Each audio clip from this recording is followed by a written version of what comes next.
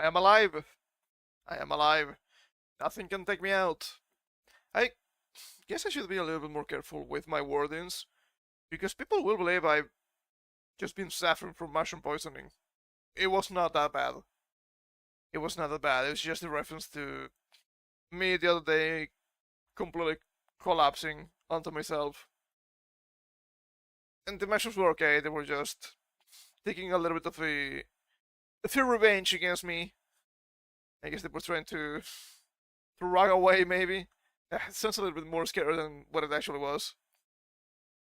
Of course, despite me just dying on the spot on Thursday, I had the bold idea of, hey, you know what? Why not daily exercise? I did. I didn't break, thankfully, but the experience was pretty much just getting into bed and falling there, pretty much unconscious, until it was time to wake up. I should woke up about 15 minutes earlier. I guess my body knew. That was not great. I still need to catch up on sleep, but hey, as you can see, I'm way better today than last time. Oh man, that was not ideal. That was not ideal, but it's the kind of thing that doesn't happen a lot, thankfully. Uh, I think we have some Palworld related stuff later, but I need to mention this. If I don't, I'm going to just explode completely here.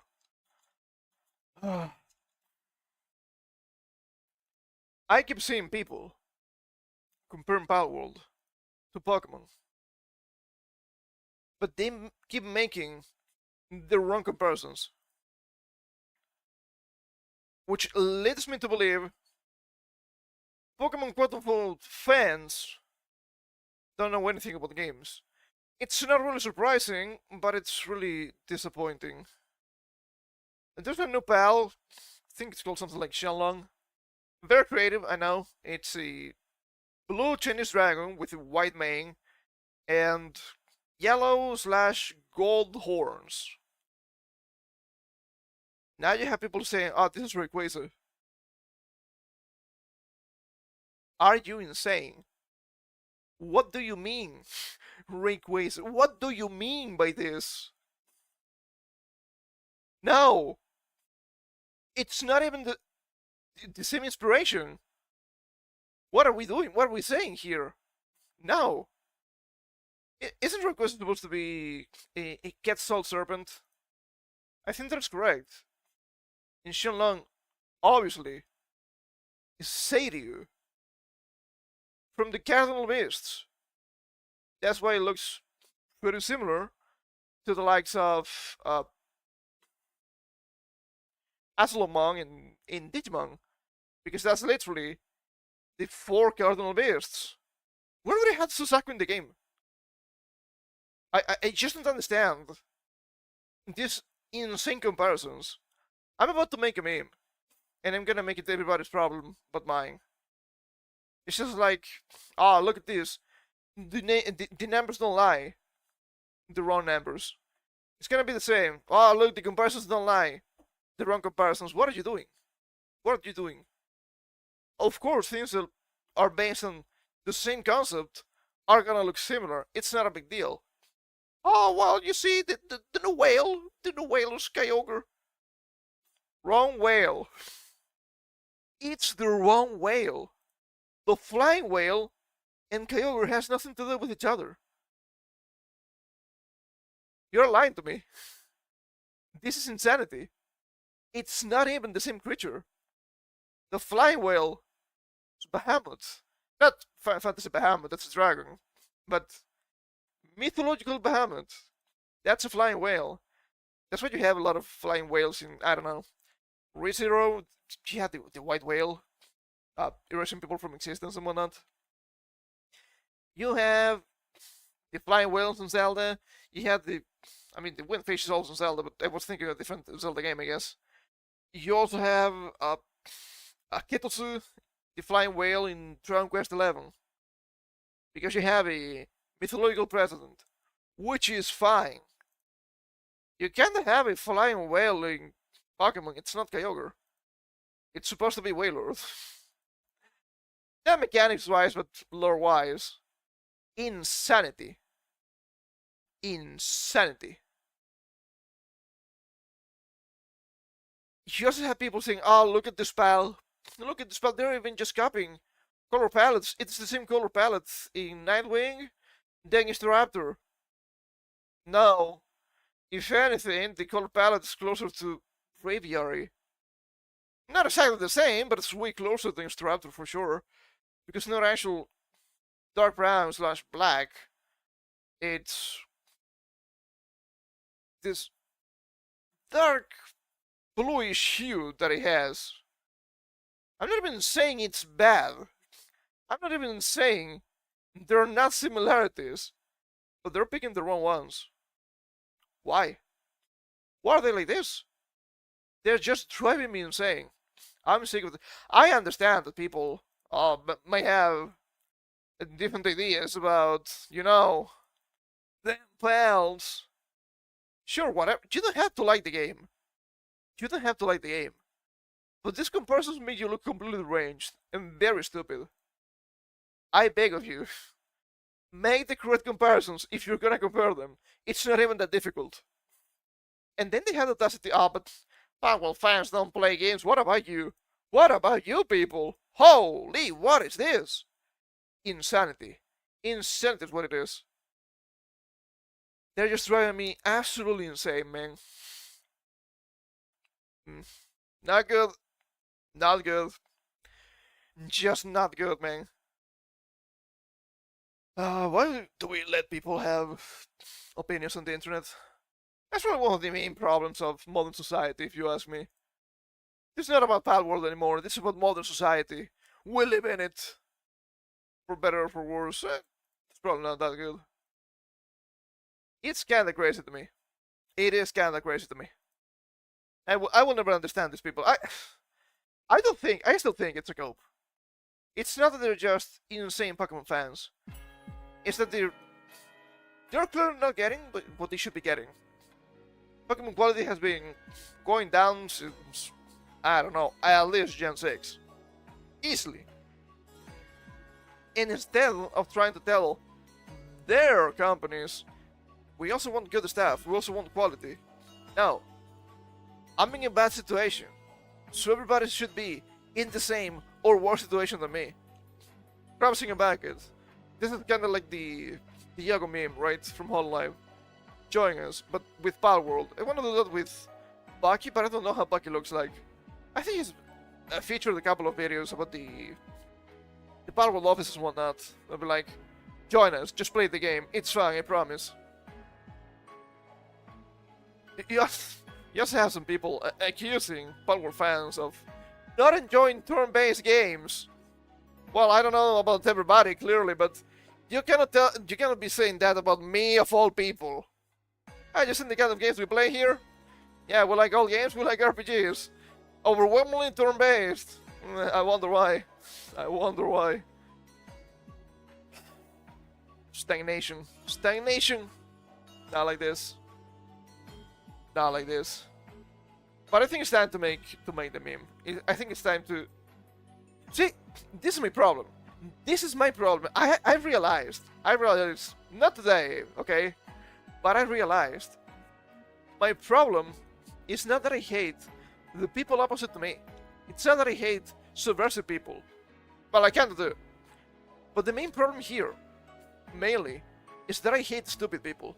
I hate people that are not practical, and I hate people that make mistakes. Because every single time something insane comes up, we could even compare this to the Odyssey, right? To some extent.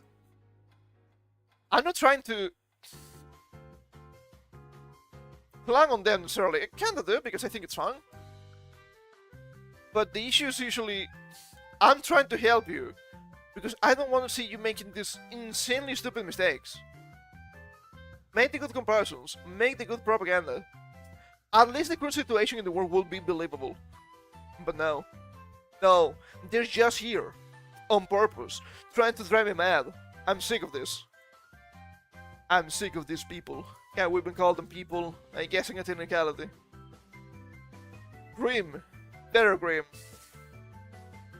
Because if they actually made good points, if they actually made good comparisons, I could maybe perhaps entertain the arguments. But now they're just being insane. Man, such cases. But I guess we can start with the stuff we have for today. We're not gonna be too insane. It's not as bad as the past couple of weeks. We have some variety again, finally. But some of this is pretty stupid. So of course, if we're talking about the stupid, we had to talk about YouTube. Oh boy, you knew it was coming. I spoiled this the other day. You have to please bring back this like. And it's a video. I thought it was an image. Yeah, right now in shorts you cannot even dislike. You can only have likes. And you might be wondering, but why? Why would they do that? Well, it's YouTube. They don't like. I guess we could say they dislike dislikes. It is actually correct, but I don't think it's a great idea to remove 50% of the scoring options when originally you had 2. I don't think dislikes are very important. I know that most of the time when I get a bunch of dislikes on YouTube, it's just people being stupid. I know it's people not liking what I have to say because they disagree with my opinions, not because I'm wrong. That's a different issue altogether, of course. But in general, it's a very useful tool to gauge what's going on, right? I think it's great, especially for informative videos. Okay, alright, I'm gonna look up information about, I don't know, computer components maybe, troubleshooting, many different possibilities. If there's an overwhelming amount of dislikes, you probably know the video's not good. If there's about 20%, you may watch it with a grain of salt. But it is important. It is still important in shorts. They try to push shorts still. I don't think it's as much as before, but it's still a lot. And now you don't know if you're making good shorts. You might try to gauge that with views, but it's actually not really fair because the YouTube algorithm for sending videos is also pretty ass, so there's no winning. And they have here a reply from Team YouTube. We actually retired the dislike button for shorts to give you clearer, more effective control with your recommendations. But likes and dislikes shouldn't be about recommendations. This is why I hate companies, especially tech companies, that have been around for a while. They keep changing the people that work for them, and they stop understanding what their product is about. YouTube is a very good example. I don't care about recommendations. I want to see the people I follow. No. And even if you go to subscriptions, which clicking it right now it's a little bit weird, but it's not impossible. You may have recommendations on top, but I don't care about the recommendations. I want to see just the timeline. I think Facebook is even worse in that regard. If I want to stop seeing somebody, sure, I will go to the 3 dots and click do not recommend this channel. Does it work? I don't think it works well for shorts anyway. For normal videos it kinda does, at least to me. Our research showed that the overlap with tools like not interested and don't recommend this channel. Yes, that's a you problem. Because a dislike shouldn't be the same tool as not interested and don't recommend this channel. You know why I click dislike on shorts? When the shorts are ass. And I'm thinking, why is this a clip? Where's the funny? Where's the information? Why should I watch this? I wasted, thankfully, less than a minute of my life. But that's also the problem of the shorts algorithm. Because they keep pushing shorts. And if the shorts were good, I wouldn't really mind it. I understand the short form content, it's not really for me. I don't really mind making it necessarily. I kind of have a lot of fun sometimes. I don't think I am hilarious. I don't like my humor. I don't think that's a hot take. I think that's normal. Of course you're gonna like your own brand of humor, right? That's normal. And I don't think more than 50% of my shorts are far more interesting and far more funny than 50% of the shorts I see on YouTube. I don't click many. Because I see the short, I see the title, I see the topic, or the game, or whatever, the content. I know it's not gonna be good, and I know it's gonna piss me off. But I know that if I go there and comment or even watch it, I'm actually feeding that same loop. I'm not falling for it. I might be too pragmatic to be a content creator, I'm gonna be honest. Streamlining those options removes ambiguity, so you can give more precise feedback.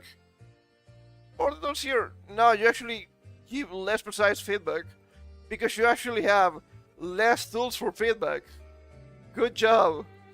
Also, you have any suggestions? You can send feedback here. It's probably gonna be ignored. That's kind of funny. Uh-oh. Community notes. Yet began the process of removing dislikes following Rewind 2018's 20 million dislike count. Most disliked video ever. Even more disliked than Justin Bieber's Baby, which was about 10 million, I think. I don't really know it because I saw an image about it recently.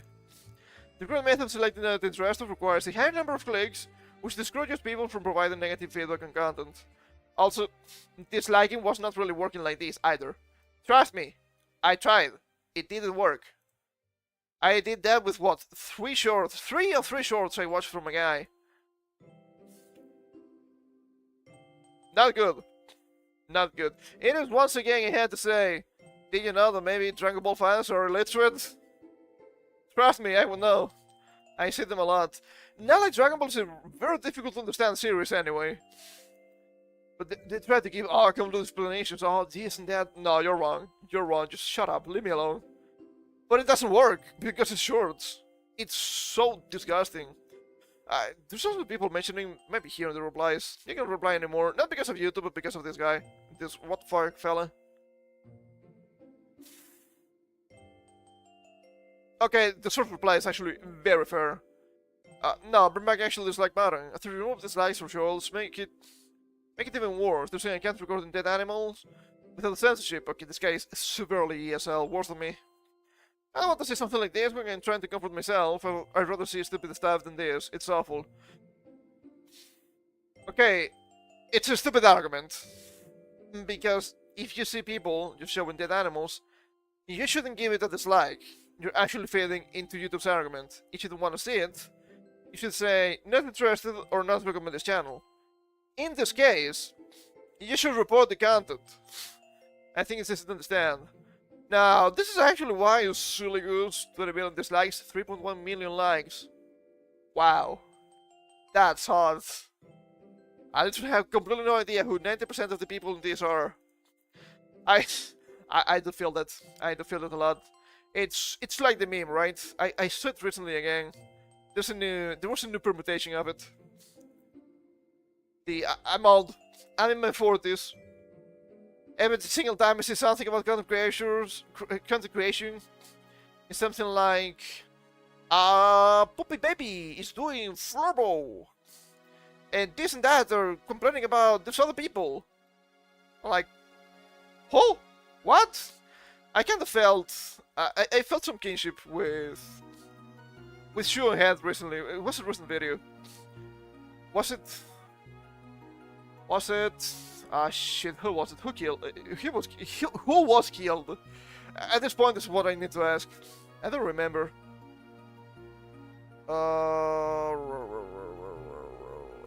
Was it the hero Novak stuff? I thought it was lower than that. I don't remember. No, it was the Carmelo Anthony thing.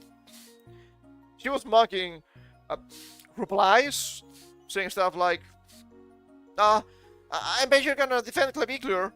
And she was like, first of all, who the fuck is Clavicular? I swear to God, they just make the streamers in vtuber now just to piss me off. I feel it. I do feel it. I'm too old for this shit for sure. You're more effective in controllable recommendations. Nobody is not interested. Bro, wanna be TikTok so bad, true and real. Not interested is not even useful. This light has its own use, and that recommended channel has its own use. I would say that both can work, they should work, even though you cannot really see dislikes anymore.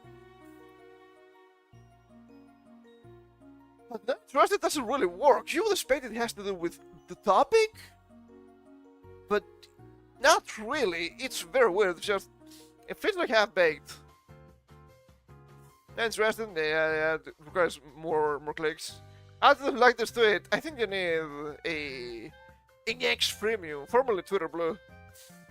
And those are shit. Prevent dislike buttons and dislike cat everywhere. It will be good. It might not be here. Might not be here because I'm seeing a lot of people talking about this tweet. As you can see, it has a lot of quotes. There were some people mentioning, "Oh, isn't it funny how they discontinued dislikes back in 2020?" And then now it was actually 2020. I will be honest. Just with the goof, so you couldn't see the actual response by the masses for dissenting opinions. I'm gonna say there's a bit of... There's a negative true. And there's a negative true there, for sure. I remember it was actually 2020. Of course, there's also the obvious, right? The big companies. Back in the day, it was mainly Disney. They were getting just destroyed with the trailers. And of course, that's a bad thing for them to happen, because it's really bad PR for the movies. So, another excuse for YouTube to remove it. To remove it. Let's see. I need to remove these links. It officially removed the public dislike counts from all videos on November 10th, 2021. Did YouTube start removing dislikes? To protect creators from target harassment. Oh my god, not the numbers! I'm so fucking scared! Huh. I thought it was kinda older. I mean, from November 2021 to the rewind of 2018. That's a couple of years. That is a couple of years. I don't know. Certainly not a good change. Well, what about the ice lava? What about this cameo? Oh, brother. You don't want to see that. You don't want to see that. I guess related to that, we have this article here from Biggest Lapa Dexerto. We have a couple of Dexerto stuff. I do follow them on the Twitter. They cover variety, that's why. Get the cracks down on unsatisfying or off-putting videos with demonetization. Biggest Lapa. This is also a very strange juxtaposition from YouTube themselves. Because they're telling you they want to crack down on AI. So they added some very helpful pop-up options. When I say it this way, you know it's actually not real, it's not actually useful. Say, does this feel like AI slapper? That will require the environment to be high trust. The internet is not high trust. I don't know if the internet was ever high trust even. So of course that feature borderline useless. But on the other hand, I know they love AI and they want AI everywhere. Not just because of moderation, which I will mention a little bit more after we finish this because I don't think it's covered here. But also in content creation. You might be thinking, but why? How is this possible? Well, you see, YouTube is not really a platform of videos. It's really a platform of ads. And they want you to see ads. A lot of ads. But with that there's a problem. You have these pesky people known as YouTubers. And YouTubers, since they're mostly human, have some people that are, you know, 50-50. Gobu to gobu. With human people, you have a lot of problems. In this case, what problems do we have? Well, you have to understand. They may have the incorrect opinions. What happens when you get YouTubers with the incorrect opinions? An apocalypse. We suffered several apocalypses. Is that correct? The plural? I'm not quite sure. Several apocalypse. Hi? Is it Italian? I have no idea. Should be Latin, right? I don't know. I'll try my best here. Several shit storms with ads. Every single time, ad stuff getting worse and worse. Of course, it gets worse for the content creators, but the company doesn't want to lose any single penny. You know what happens with AI content? It's usually really safe. Most AIs are extremely cocked, so they won't even show you no words or graphic content, not even mildly violent. So that's actually great for them, because they can pump insane amount of content that is extremely safe. That means advertisers are happy. What about the humans? What about the humans? Oh, I was about to make a very racist joke. I don't want to get too banned. Not today. Maybe later. Maybe later. It's not time yet to become racist. It's really surprising that YouTube is being controlled by Indians and the AI slap machines come from India. Not really that surprising, but still an annoying thing nonetheless.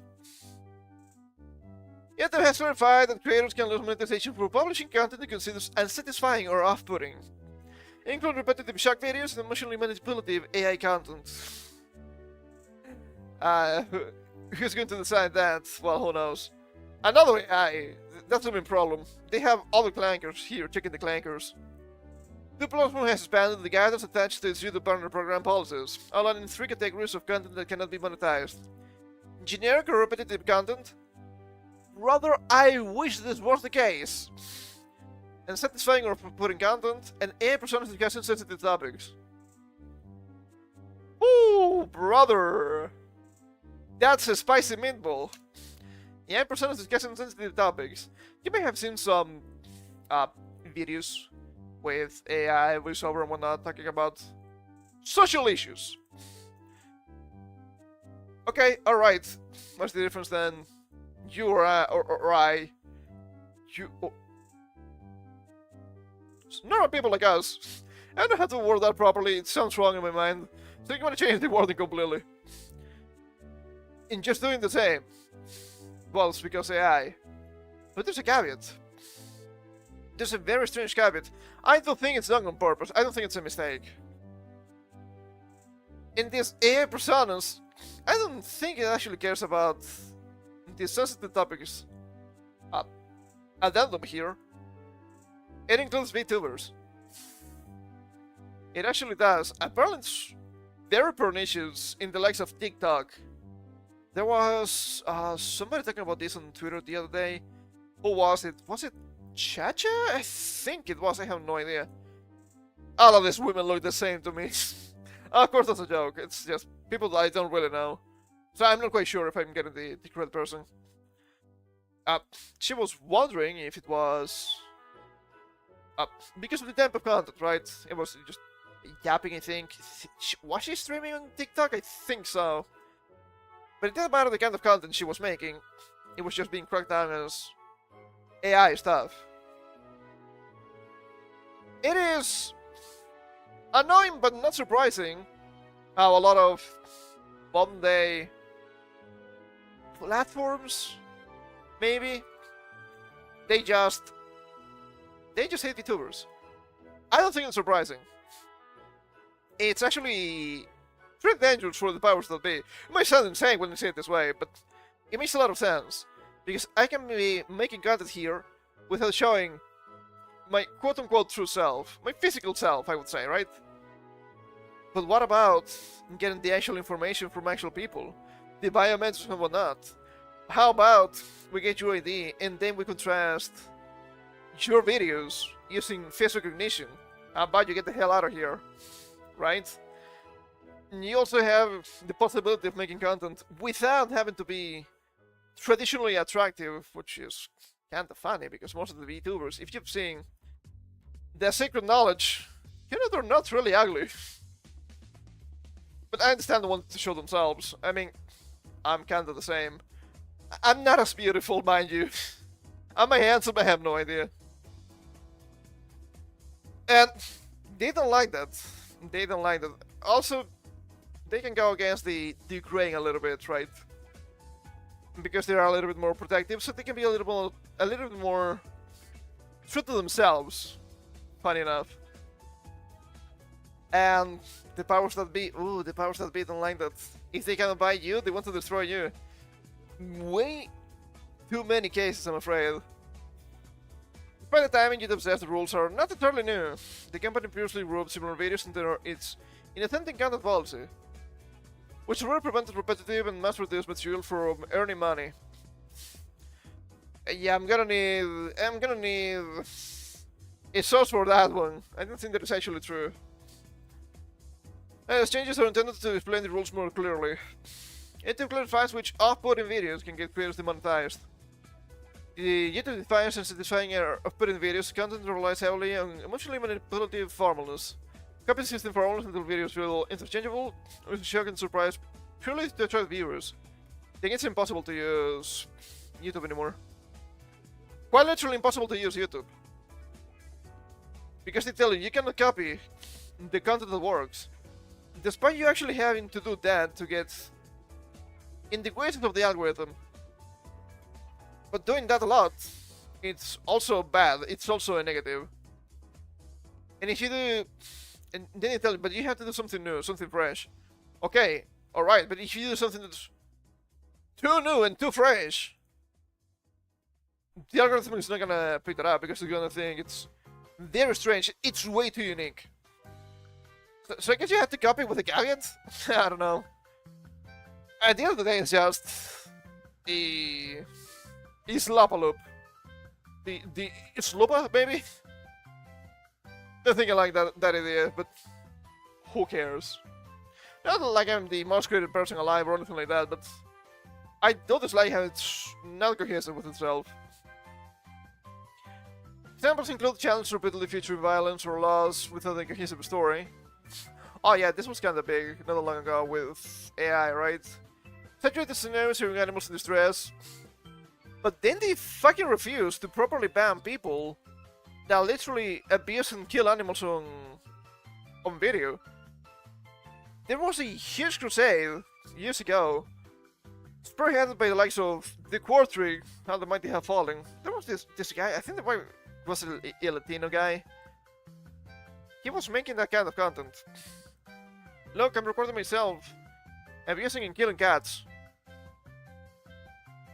And they couldn't get the guy banned. It's insane. It's insane. They're just lying to you again.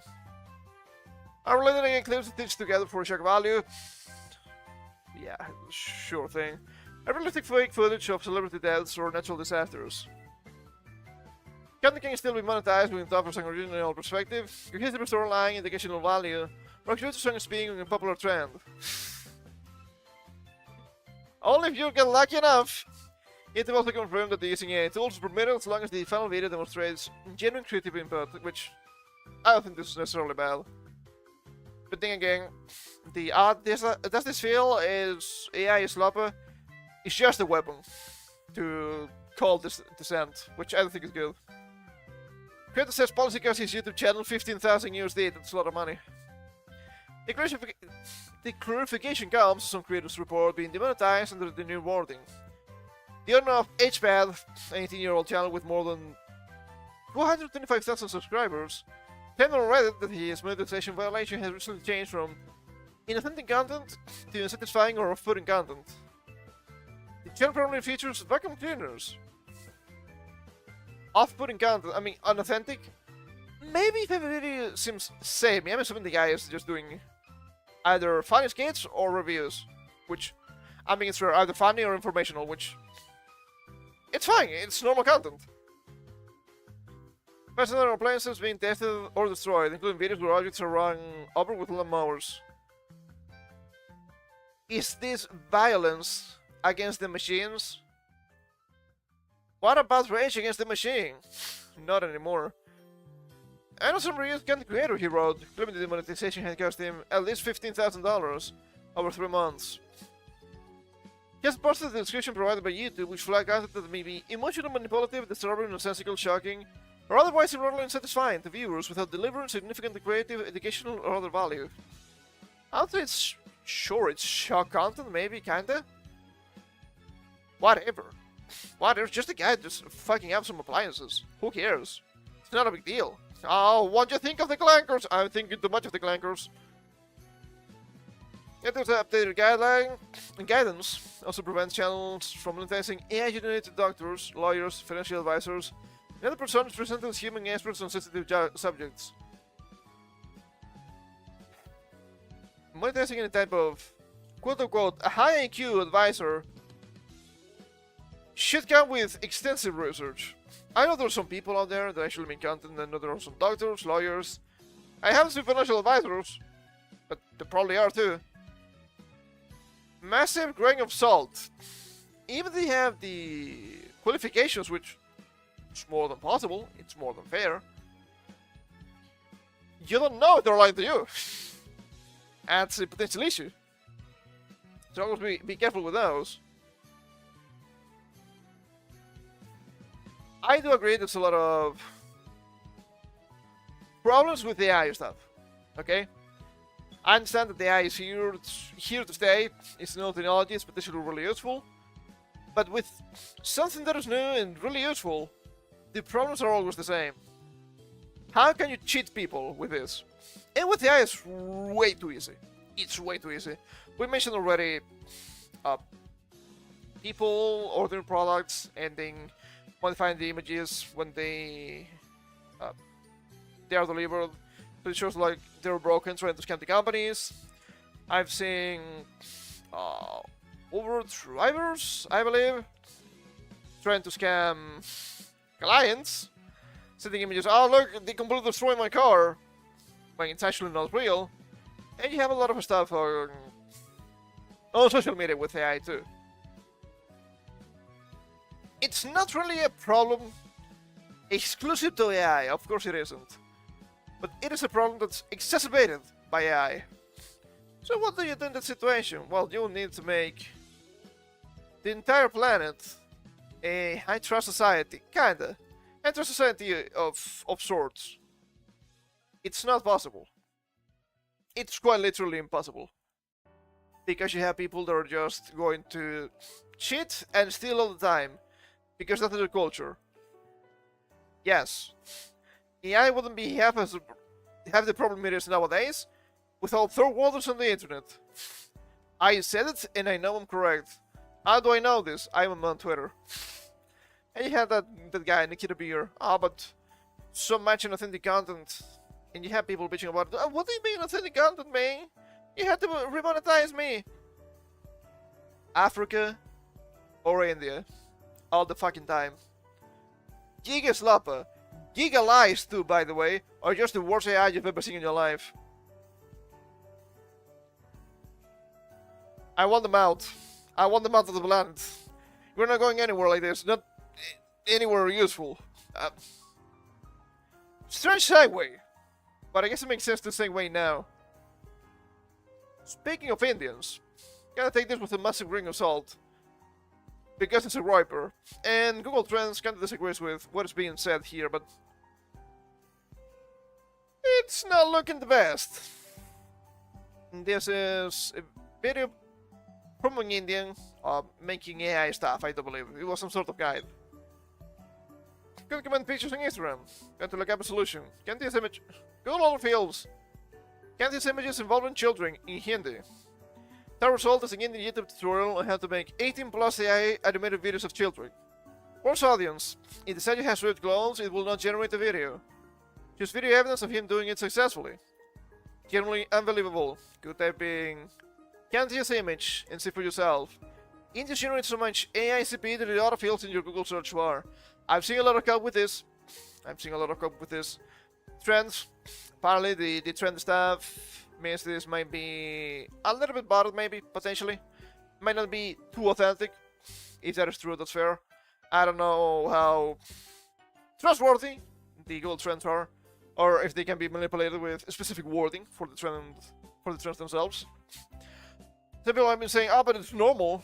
Then you see that as in Hindi, because English to Hindi is the most common translation you can look up on the internet. That is pretty grim of itself already. You have to wonder, why don't they know English? They were a fucking colony, come on. Why are they like this?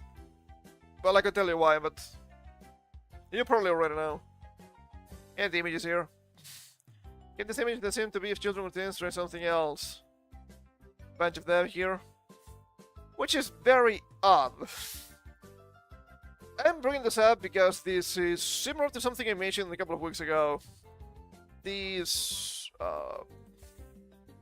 apps that are just about second-hand sales, where they were being used to sell people. They were used to sell kids. There's a lot of crime, extremely heinous crime, going around ourselves in modern society. Shit's pretty scary. But I don't think it's being cracked down on, which is probably even more scary. I don't like this. I don't like this at all. And of course, as you mentioned, who the main criminals are, it's your problem. It's your problem. You can say that you're gonna notice, okay? Are you gonna be racist? Okay, alright.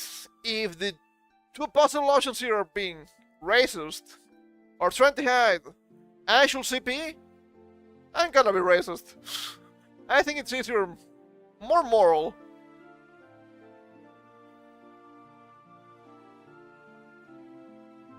That's a very strange thing to say. Is this an Indian? Is this a third worlder?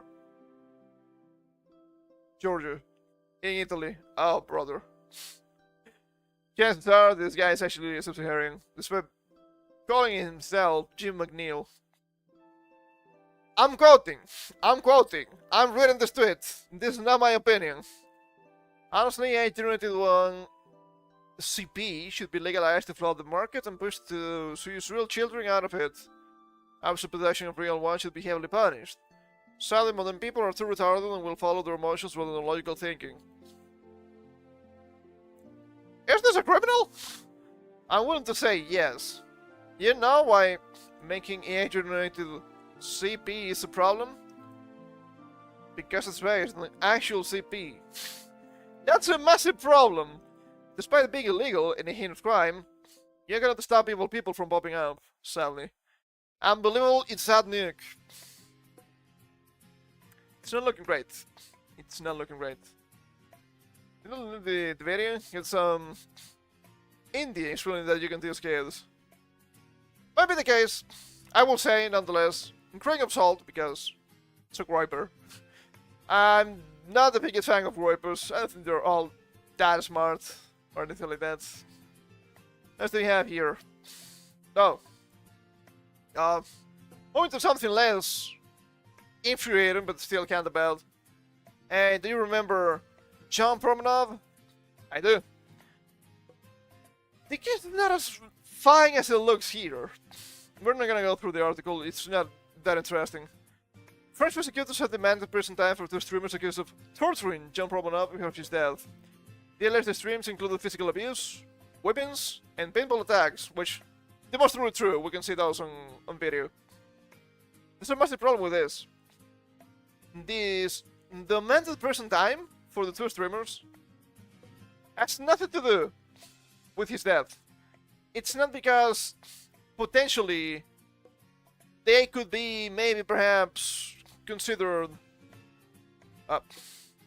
murderers in some sort of way. It's just because of the abuse. And I'm gonna be honest. Sure, the guy did not die from the physical injuries, but I think it's clear this guy died because of the abuse. He was being abused all the time. We covered this when this man passed away. Not great. In court, not to defend the content and stage entertainment. As you can see, they're French-looking individuals, so there's nothing strange going on. He should be held responsible also for allowing a man to be sleep deprived, assaulted and humiliated for nearly 12 days. Normal Geek wouldn't have allowed this, which is funny.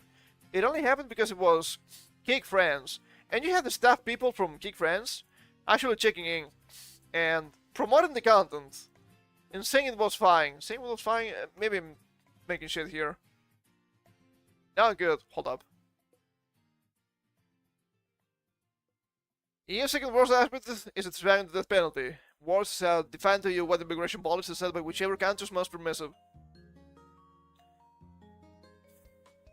Yeah. Yeah, not wrong. I don't think they should get at the very least prison time, but I don't think this is also a misuse of justice. Better than nothing, I suppose. We'll see what happens. I mean, it is France after all. You think man looking like this is gonna get punished because of physical abuse against a man that looks like this? It is possible, but it's quite unlikely. We have some other legal disputes here. What about this one? Japan Patent Office raised Nintendo Statue Shrew Monster Capture Patent and its attacking use of indie gameplay videos prior art. Well, well, well. Well, well, well, well, well. Would you look at that? Ah, but... Oh, Power World is dire straits because of the lawsuit with Nintendo. No, it isn't. No, it isn't. It was Nintendo getting fucked every single time. Can we get the throwing of spheres back, please? So useful, come on. There were mods for that. I need to see if we have mods for 1.0 for that one. I'm sure gonna make note of it. Because I don't want to forget. It's way too useful. It's way too useful.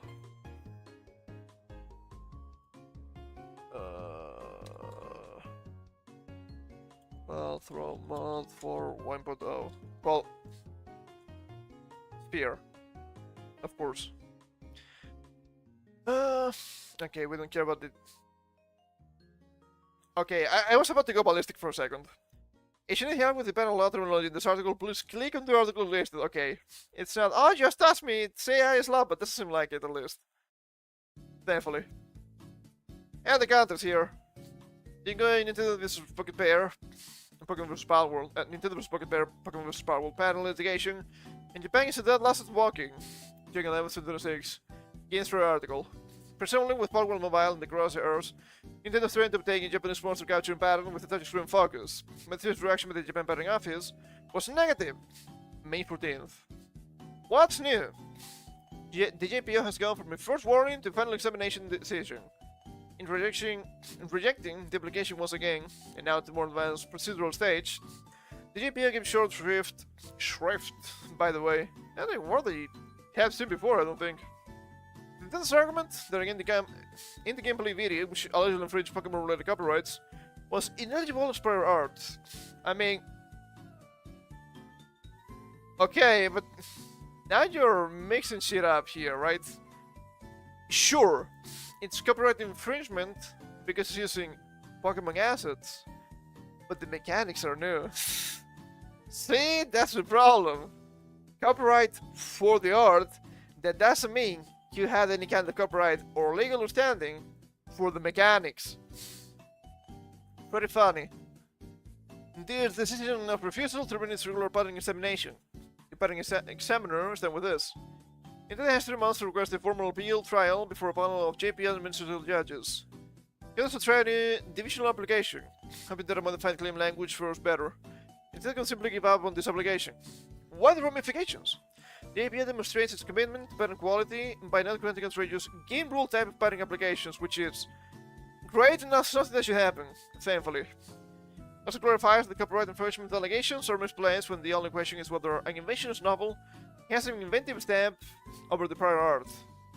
Related gameplay video is available on YouTube, and for the purpose of putting law, it's its purpose of demonstrating the existence of certain concepts at a particular point in time, which makes a lot of sense. Gotta be honest here. Gotta be honest. I do think Nintendo fears the Valves. Not because they fear, that Pokemon's not gonna sell anything. Don't think that's the case at all. But they do fear Pal World or Pals in general being massive IP that could rival them. There have been many Pokemon killers, some of them with very close game mechanics, which would make more sense if they want to go through them because of legal stuff. but not to this level. You know why? Palworld is wildly successful. And you know it's successful because the Slapachinies in games aren't trying to copy Pokemon anymore. They're copying Palworld. Have you seen Palmon survive? Yes, that's a great example. So you know the tides are changing. And it's not great for them. Not great for them. And you know what I say? Fuck them. You get what you fucking deserve. Make better games next time. And that proclaims 45, 10 to 11, 16 to 17, and 22 to 23. December did not find any particular reasons for the reaction at this stage. However, until pursued, the entire claim said, pressing the JPO to make a binary decision. A divisional application could incorporate the substance of those claims into a new patent application, a divisional application. Then the JPO would probably make more of an effort to find, or third parties might submit, first art to take down those claims. Last Friday, Palworld 1.0 officially launched. 10% personally doesn't appear to have a single patent in its portfolio that could pose a threat to Palworld 1.0. Oh, what about the gliders? Okay, you did not make up gliding in video games, okay? Before Breath of the Wild, gliding was already the thing, okay? I don't remember the gliders in... Cannot believe I'm saying this. Kill World. And in the game. And the fucking German idiot. Wow. What about gliding with the wings in Iron? That's also a thing. That's also a thing. Oh, we have patent here, so... you can have a change of state when your fighter, summon fighter, just comes into contact with another fighter. That's some of the mechanics. That's nothing new. That's nothing new. Mounts are not new either, okay? Oh, what about the mounts in Legend Sources? What about the mounts in WoW? Fucking idiot. They're way too overzealous because I do believe they're very scared. It makes sense. Hey, Palworld is still $30 with 30% off. Isn't that good? Still 30% off, right? Hold up. I mean, I don't need to buy it. And bought it on release. Yep. And you can buy a pretty interesting game for about $20. Isn't that a good price? Then you want to spend $60 on a Pokemon game plus DLC later? Not really. Not really. That's really looking forward to Gen 10. That's really looking forward to it. We also have here something game related, a little bit odd, but I thought it was pretty interesting. This is... why is this so far down? This is the University of Silicon Valley. Max achievement of scholarship unlocked. You mastered world's most players never finish. Now your persistence, strategy, and systems thinking can earn you up to 15,000 USD a calendar year at USV. If you're an epic gamer, you can get money to go to the University of Silicon Valley. Pretty unique. How about the achievements themselves? Only one way to find out. Yeah, they have some descriptions here. The scholarships, that thing is spinning, is driving me nuts. The scholarships. At the University of Silicon Valley, Will Mastery takes many forms. The mass achievement scholarship honors students who have demonstrated exceptional persistence, systems thinking, and creative problem solving, even in digital worlds. These are the same cognitive skills that fuel innovation, entrepreneurship, and polymath excellence. If you earn it in game, you can count toward your future. It's really the opposite of buying microtransactions, isn't that funny? The Best Achievement Scholarship recognizes students who have demonstrated extraordinary mastery, persistence, and systems thinking through the completion of rare and demanding achievements in digital gaming environments. Rare. I will be the judge of that. This merit-based scholarship rewards the same qualities that drives academic excellence. Discipline practice, study problem solving, and the pursuit of mastery beyond minimum requirements. Beyond minimum requirements? Oh, come on now. Are you gonna be racist here? Yeah, could you do this to me? Essential benefits at USV is straightforward and supported every step of the way. Thorough World. Oh, up to 15,000 per year. Determined by tier earned plus weighted evaluation of your essay and academic readiness. Let's see here. We have the legendary tier. And to 5,000 per term. 3 terms per year. Criteria. All through accomplishments requiring 500 plus hours of sustained mastery across complex systems. Typically less than 1% global completion rate. Mastery tier. Up to 2,500 per term. 3 terms per year. Significant completionist achievements demonstrating advanced skills and persistence. Typically 1 to 5% global completion rate. Let's see if I can... If I could qualify for any of these. Probably not. But it'd be interesting. For master's and graduate programs, awards for 50% of the undergraduate tier amounts and cannot be assigned with undergraduate program scholarships. Who cares, right? Usually you wouldn't care if you're the epic gamer.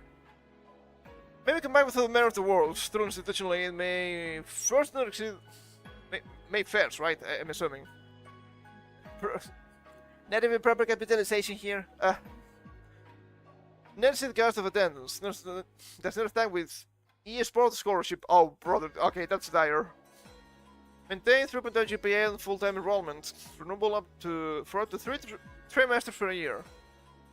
Was continued to verified enrollment and satisfactory academic progress. SAP. Brutal cultural requirements. All achievements must be verifiable through official public profiles, APIs, or clear screenshots from the applicant's account. Screenshots must include the character name, account ID, and visible completion indicators. I mean, name, maybe. Account ID, I think it's quite unlikely in most games. If an API public verification tool isn't available, the university may request video evidence or live screen verification. Alternate platforms such as lightchess.org for chess may be accepted when equivalent data visibility exists. I mean, chess kinda makes more sense, right? But I guess it's fine. Custom achievement submissions. Students who have completed extraordinary achievements not listed below may submit the custom achievement petition including a description of the game or environment, the specific achievements earned, documentation or verification evidence, a written rationale connecting the achievement to cognitive or educational outcomes, samples given, system thinking, persistence, creative problem solving. All submissions will be reviewed by a faculty committee for equivalence in rigor and relevance. I wonder if as custom achievements you could add stuff like, oh yeah, I kinda broke a game and now I understand I brought new information about the game to the world, like discovering new undocumented game mechanics. I think that's actually pretty interesting. I find that to be much more interesting usually. That's why I would be okay with it. Let's see here. Achievement categories. MMORPGs and live service games. I mean, makes sense. Legendary tier. RuneScape. Old school RuneScape. RuneScape. All 23 skills to 99. I never played RuneScape, but I do believe it takes an inordinate amount of time to achieve this, because a lot of the grinding is just horrifying. Remains / shine scores plus screenshots. 10 gold pursuits, resource optimization. Yeah, you will have to optimize this for sure. Final Fantasy 14. Oh, Narmislav! Narmislav! On 20 combat jumps and 8 crafter / gatherer jumps to level 100. I would do this just for the love of the game. I love leveling up classes, that's why. Milestone profile. Mastery of 20 interesting systems and professions. Well, apparently that's not even true anymore. I never played 14. I have no interest in playing 14 either. But it is my understanding that classes nowadays feel very samey, which is not good. So yeah, you're not really mastering 28 distinct systems, if that's the case. Narmislav. World of Warcraft. Lore Master plus all 13 proficient max plus 25 plus exalted reputations. Armory plus screenshots. Long-term systems engagement. I don't know enough about WoW to understand what Lore Master is or the exalted reputations. I mean, I'm assuming it takes a lot of time, which fair. End of Scrolls Online. Grandmaster Crafter plus Emperor title plus 2 distinct trifecta completions. And achievements slash screenshots. Combines crafting, leadership, and coordination mastery. Is this a raid? Is this because you had to play with people? I don't know if it works. Whatever. Guild Wars 2. 3 legendary weapons crafted. Plus world completion on 3 characters. MP keep screenshots. Trust management and inspiration mastery. Okay. And Warframe. So Warframe kinda pay to win though. Maybe not. Mastery rank 30 plus completion of all 2 requests. Game Performance slash MPI. System optimization and mechanical skill. What about Mastery tier? Genshin Impact! Oh my god! Horrifying. Okay. RuneScape, old school or RuneScape 3? Questscape, all quests completed.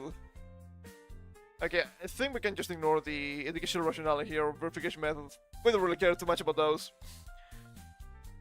RuneScape 3, Maxscape, all skills to 99. I guess all skills less than 23 skills here. Final Fantasy 14, all role quests plus all 12 extreme trials cleared. World of Warcraft, Against the Master, all dungeons plus 20 current season. Okay. Destiny 2. Well, I guess not that one anymore. Didn't they kill Destiny 2 recently? 10 Rain Seals plus 1 solo flawless dungeon. Lost Ark, 3 encounters each with legendary plus gear. Genshin Impact, all Ark quests plus 8 characters at Friendship 10. Resource Strategy, a gacha game, well I don't know about that. Completionist and Trophy Hunting. Let's see, legendary tier, PlayStation. 10 plus platinum trophies. 3 ultra rare. Lower than 1%, pretty impressive. Xbox, is this still a thing? 100,000 plus gamer score with 10 titles, 90% completion. Shouldn't it be 100%? I'm not sure how it works. Steam, 5 perfect games, 100% achievements. Average global, lower than 5%.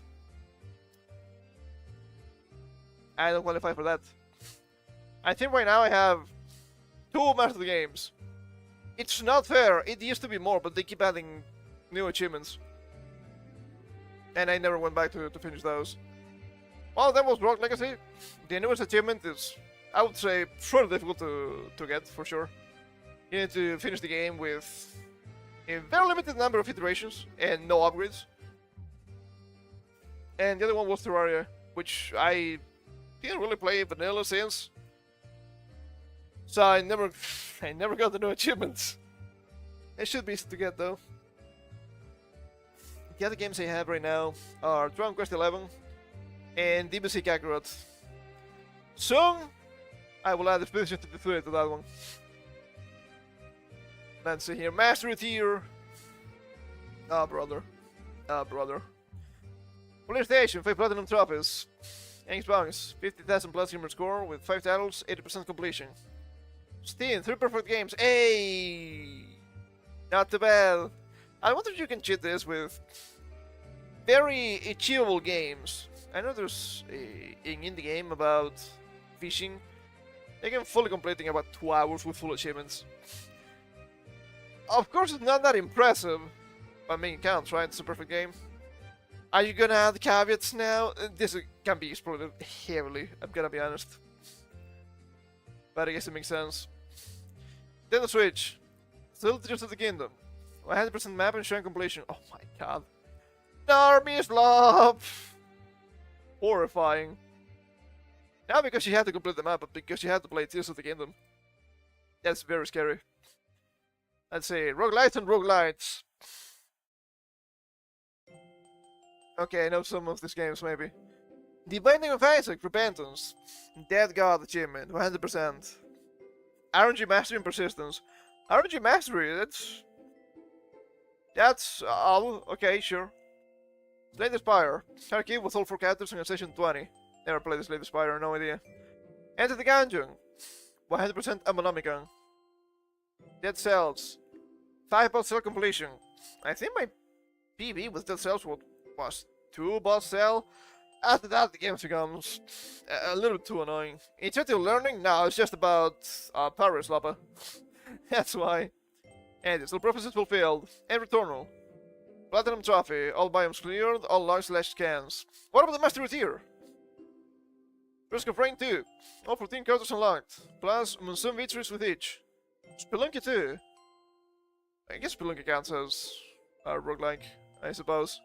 Custom Ocean completion. Noita. Sweetest thing ending roads completed. Never played Noita. It was kinda big for an indie game back in the day. Vampire Survivors. 100% collection completion. Well, we're gonna be playing Vampire Survivors soon, but I don't think we're gonna try to do this. You cannot get me with this one. Souls likes and challenging action games. Let's see here. The Linder tier. Dark Souls Trilogy. All achievements across all 3 games. How are the achievements for this one? I'm not sure. Are they doable or are they just a pain in the ass? I know people are not gonna like Dark Souls 2, but still. Sekiro. Achievements including Gauntlet of Strength. Celeste. The Golden Strawberries collected. Because Celeste, I don't think this is a very interesting game. Hollow Knight. 112% completion with Pathing of Hollowness clear. This is a Nest of Evil kind of area, I do believe. So it's pretty hard. Last of P, all achievements slash and no that's wrong. Yes, I say slash, but I think it's both. Mastery tier. Elden Blink. Platinum trophy slash all achievements. Doesn't include DLC. I don't think the DLC is very well balanced. Bloodborne. Platinum including all challenge dungeons. Cuphead. I miss challenging action, yeah sure. S rank on all bosses, expert. And Neo 2, Platinum Trophy. Okay, checks out. Strategy simulation in analytical mastery. Oh brother. Some people are gonna love this one. For sure. Civ 6. 6 of all things? I don't think people like 6. I don't think people like 7 either. Why not 5? Why not 4? Come on. Theater level victories for all 5 victory types. StarCraft 2. All campaign mastery achievements, 100%. XCOM 2, Iron Man Lane completion. No idea what XCOM. I do kinda understand what the Iron Man is. Factory, all achievements including there's no spoon. Lasting 8 hours. Oh, I see. I'm assuming this is a difficult achievement to get because it's time gated. Games such as Factorio. Time gating seems a little bit weird, but I kinda get it. Chess.com. Take Rabbit slash Blitz 2400 or official Find the FM IMGM. I don't know enough about chess. Difficult, I suppose? I mean, it's legendary, it should be, right? What about this? Do I know any of this? Not really. I mean, I know some of this, but I never play them. That's what I'm trying to say. Crusader Kings 3. Distant achievement runs. Unique dynasties. Okay, not too bad. Total War Series. Dual Endure difficulty campaign victories. Series Skylines. 10 advanced city achievements. Oxygen not included. Online games sustainability achievements. Chess.com. Big Rebels slash Blitz 2000 or Chess equivalent. Another platform, I'm assuming. Satisfactory. 100% milestones unlocked. Frostpunk. Extreme difficulty survival victory. I think I've seen a little bit about Frostpunk. Apparently it's actually very well made. But I don't really know too much about these types of games. Don't know if they're for me, really. Survival, 7% creation, oh boy. Oh boy, oh boy, we know some of these titles. We know some of them. Minecraft, all 115 plus advancements completed. Shouldn't be that difficult, right? If this is in-game achievements, I know some of them are very odd. Like having a ghast roaming around the normal world. Seems kinda difficult to do. Maybe easier nowadays. Terraria, okay, alright, it kinda broke here. All campaign mastery achievements. 200 plus hours. If you know what you're doing, you don't need that amount of time. You can do it in 50. Probably less than that. I mean, I could do this for sure. I just need to play again in vanilla. Finding the Empress of Light again is gonna be annoying, but whatever. Let's start together. 15 encounter mastery achievements. Arc Survival Evolved. Almost defeated plus ascension. Is that difficult? I don't know anything about Arc. Now Master Kai, all expedition completions plus full milestone progress. What about mastery? Oh brother. Oh brother. Yeah. We know that one. Valheim.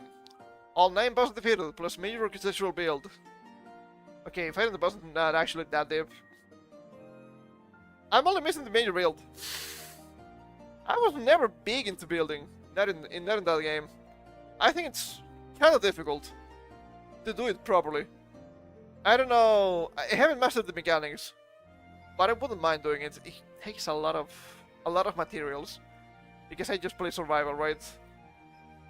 That's kind of crazy. I don't know exactly what they mean by major here, right? What is big enough? Is it a castle? Is it a city, maybe? Proper explanation would be nice.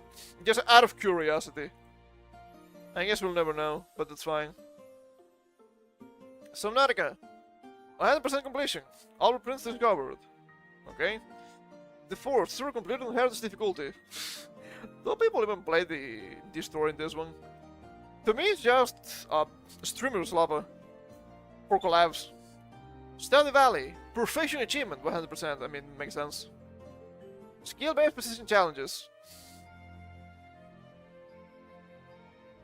Okay, haven't really played any of this. Super Meat Boy, all Dark World levels completed. Okay, yeah, it seems kind of difficult. Dark World after all. Trackmania, after Metal Times on Fallen Campaign. 200 plus tracks, that seems like a lot. Geometry Dash, 5 demon completions. 1 Extreme Demon. Didn't the guy die when we were just finishing his extremely difficult level of Geometry Dash? I was about to say recently, but it's been several months. Beat Saber.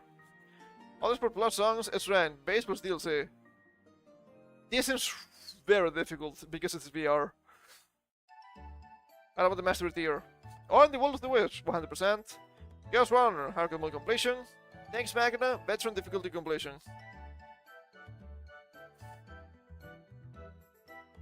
I guess I don't play enough games that go into these categories to actually qualify, huh? I'm actually not that far from qualifying a couple of them, which is kind of funny. I could build something big on Valheim, and I could qualify for this. I could get my mastery for Terraria again. I may actually do that after Expedition 53. Just for shits and giggles. It's my mastery and I want it back. I had the fishing one, okay? I did the fishing quests. I did the annoying stuff from back in the day. Give me back my stuff. I think the Minecraft one is actually pretty doable. I haven't played Minecraft since the beta, pretty much, so I don't really know.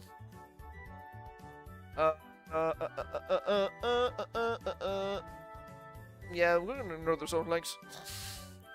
Actually, Empire Survivors 100% collision completion. Maybe doable. I don't know. I could maybe potentially do 5 boss cells for dead cells. Maybe, I think it's very annoying. I don't like the difficulty increases in dead cells. It's just damage up the wazoo. It's just don't get hit, Lamel, which I guess it makes sense, but Pirates Lapa, really? It makes sense, at least. I'm only a game away from 3 perfect games, which, as I've said, I'm trying to reach 4 again. So it wouldn't be... It's far from the 5 here in the legendary tier, which is pretty funny. There's some more information down here, just if you're interested, I suppose. Application requirements. Achievement verification package. Screenshots or official profile links showing qualifying achievements. Candidate verification. Username / profile URL. Data completion if available. Verification must come from official non-mod platforms. Steam, PSN, Xbox, Lodestone, Romantics, etc. Kinda funny. Kinda funny because you can actually run mods in the games and still get achievements. That was the case back in the day. I didn't abuse mods, okay, to get my achievements. That'd be bad. But still. Standard application materials. Compared to the ESV and mission application. Ah, I might be screwed already. High school college transcripts. SAGD/ACT optional. Text flexible. Mastery reflection essay. 500 to 75 to 750 words. Reflect on your perceptive mastery taught you about learning, persistence, or problem solving. Not a lot. Not a lot. I just do these things naturally with my type of personality, I think. Eligibility. Open to incoming first year transfer and graduate students. Must be admitted to the University of Silicon Valley. An achievement must be personally earned and verifiable. Multiple achievements may be submitted. Highest qualifying tier applies. Fair. Achievements earned by modded private or military servers are not eligible. But sometimes you cannot tell. Sometimes you cannot tell. I understand why this habit exists, but it's actually kinda easy to cheat. Some cases. Selection criteria, let's see. Where scoring determines the world amount. 50% achievement, 20% essay, 20% academics. Yeah, checks out. Depth of insight and connection to learning. Well, this is gonna be 0% for me. I was never good with essays. Since I finished school, it's only been getting worse, for sure. It's not that bad, okay? It's not that bad. I think I'm not a horrible communicator. I don't know. I just think some things are way too obvious for me to properly convey them. Program philosophy. The Master Achievement Scholarship embodies USB's mission as the polymathetic university. Recognize mastery wherever it occurs. Digital gaming environments cultivate the same competencies that drive innovation and leadership. Quality composition, resource optimization, system thinking, persistence through failure, self-directed learning, and intrinsic motivation. Nah, I just do it because it's just there. It's actually not a tip. Wow, the game is kind of fun, and the achievement said doesn't seem that difficult. Sure, I'm gonna do this. It's usually my string of thought. I'm gonna be honest. These are the same trends that define our polymathec domains, including system thinking and engineering, computational fluency, and agentic AI collaboration. USB believes mastery is mastery. Wow, yeah, this floor is made of lore. Crazy stuff. What is first through code, art, design, or visual worlds? Has I made achievements for multiple games? Yes, makes sense. What if my game is listed? Submitted with a recommendation of its rarity, less than 50% completion, and an explanation of the mastery involved. The committee reviews all on a case-by-case basis. Are all those achievements valid? Yes, you can verify them on the official platform. What? Are international students eligible? Yes, provided the verification can be confirmed via standard platforms. That's crazy. They have the application here. Of course I'm not going to apply, right? I'm not going to University of Silicon Valley. But it'd be funny too. Gaming is the future. I gotta say, it kinda took them a bit too long to do something like this, I'm gonna be honest. Games are being a big thing for quite some time already. I'm not trying to clang on them or anything like that, but it's very odd to some extent. I understand why they do this, right? I mean, being good at chess is good because of the brain processes. I'm assuming this is similar to that. I know it's not perfect still, but it's not bad. It's not bad. I don't like that they mentioned the eSports scholarship. I don't think eSports are the bane of my existence and the bane of my gaming. But maybe that's just me. Maybe that's just me. I mean, if you can get people that just play sports ball, why not get people that play League of Legends? Horrifying. And what about all the school League of Legends? You cannot convince me. I'm not going back. I'm not playing that. I think I'd rather drink acid. I'm gonna be honest. And not the fine kind of acid. The lethal kind of acid. Horrifying. Horrifying. Could be worse. It could be worse. I mean, if you're interested in Silicon Valley and you're a yapping gamer, that's pretty cool. Yeah, I wish that was the case back in my day. What else do we have here? We have some stuff with the games. I already mentioned Final Fantasy XIV, so it kind of makes sense. Final Fantasy XIV Mobile shutting down in China. Global version cancelled. Yeah, no shit, Cheryl. What were they thinking? Seems like a very stupid thing to do. Gotta be honest. Square Enix has announced they're shutting down the Chinese version of Final Fantasy XIV Mobile. Alongside cancelling its planned global release. Nobody was gonna play this on a phone. Not in the West. You're kidding yourself if you think that. The mobile version of their MMORPG shut down September 30th, a little over a year since its change debut back in June of 2025. The MMORPG's mobile version was co-developed by Square Enix and Tencent, of course it was, and was planned to launch globally, though the global launch was canned too. Here's the full word on the game's mobile version shutting down. Dear adventurers, thank you for your support for Final Fantasy XIV Mobile, Chinese Edition, as always.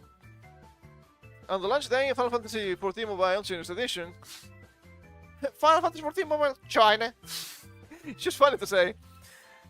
In the Chinese mainland, we said "Risen with the light" and "Blaze as one," and promised that the adventure had just begun. Over this time, that you have truly brought mobile Eorzea to life. Every suggestion you shared on gameplay, experiences, and features guided us to build the game world. These Warriors of Light stepped up as mentors, walking newcomers through the confusion of their first steps into Eorzea. I think I'm saying that right, the name is very weird. Gotta look up the Japanese name, but I don't care enough. And countless mornings and nights spent fighting side by side came together to fund the vast. Warm community was envisioned together. They have resonated with all of you adventurers, and this journey has been the greatest fortune of this world we built together, in a memory we will always treasure. Today, however, we must regretfully share an important announcement. Due to adjustments in business operations and changes in the market environment, Tencent and Square Enix have, through amicable negotiation, decided to terminate the licensing agreement for Final Fantasy XIV Mobile China. We're certain to announce that we will officially start the game operation for Final Fantasy XIV Mobile China in the China mainland at 11 AM UTC +8 on September 30th, 2026. Amicable negotiation. I kinda wonder what happened behind the scenes here. That's kinda surprising. I didn't know that these companies love their... I was about to say China's Lapa, but I don't know why. They love their fungus Lapa for sure. I had just seen the new Digimon game, but horrifying. Horrifying prospects for sure. I don't think the market changed too much in a year. I think you guys were hoping this was gonna be huge and get a lot of people, and it didn't happen. Sucks to suck, I don't care. To everyone who has journeyed with us until now, we sincerely apologize if we must end the service without being able to fully live up to your expectations. At the same time, we wish to express our heartfelt gratitude to all of you who have supported us along the way. Thank you, truly, from the bottom of our hearts. To everyone who has been looking forward to the global version, we also offer our sincere apologies for being unable to meet your expectations. Who the fuck is gonna play a game of MMO on your phone? I'm gonna be honest. Who's the fucking lunatic that's gonna do that? I know there's some overlap in some games, right? But that's not so much an MMO first as it is an MMO second. An example of this would be the likes of Genshin. The Genshin and the Genshin clones. First of all, it's Gacha Slapper with connectivity. There was that tower game, Tower of Salvation. Going in that regard, there was also the what's the Blue Protocol? I don't remember the names of these games. I don't care enough about them. You look at them. Oh yeah. Sure, in theory it's an MMO, but the logic is just a gacha game. This would be the opposite. The logic is an MMORPG in a phone. I don't think it's gonna work too much. I mean, it kinda didn't, so I guess I was right. Well, sucks to suck. Rest in peace. You will not be missed. Insanity.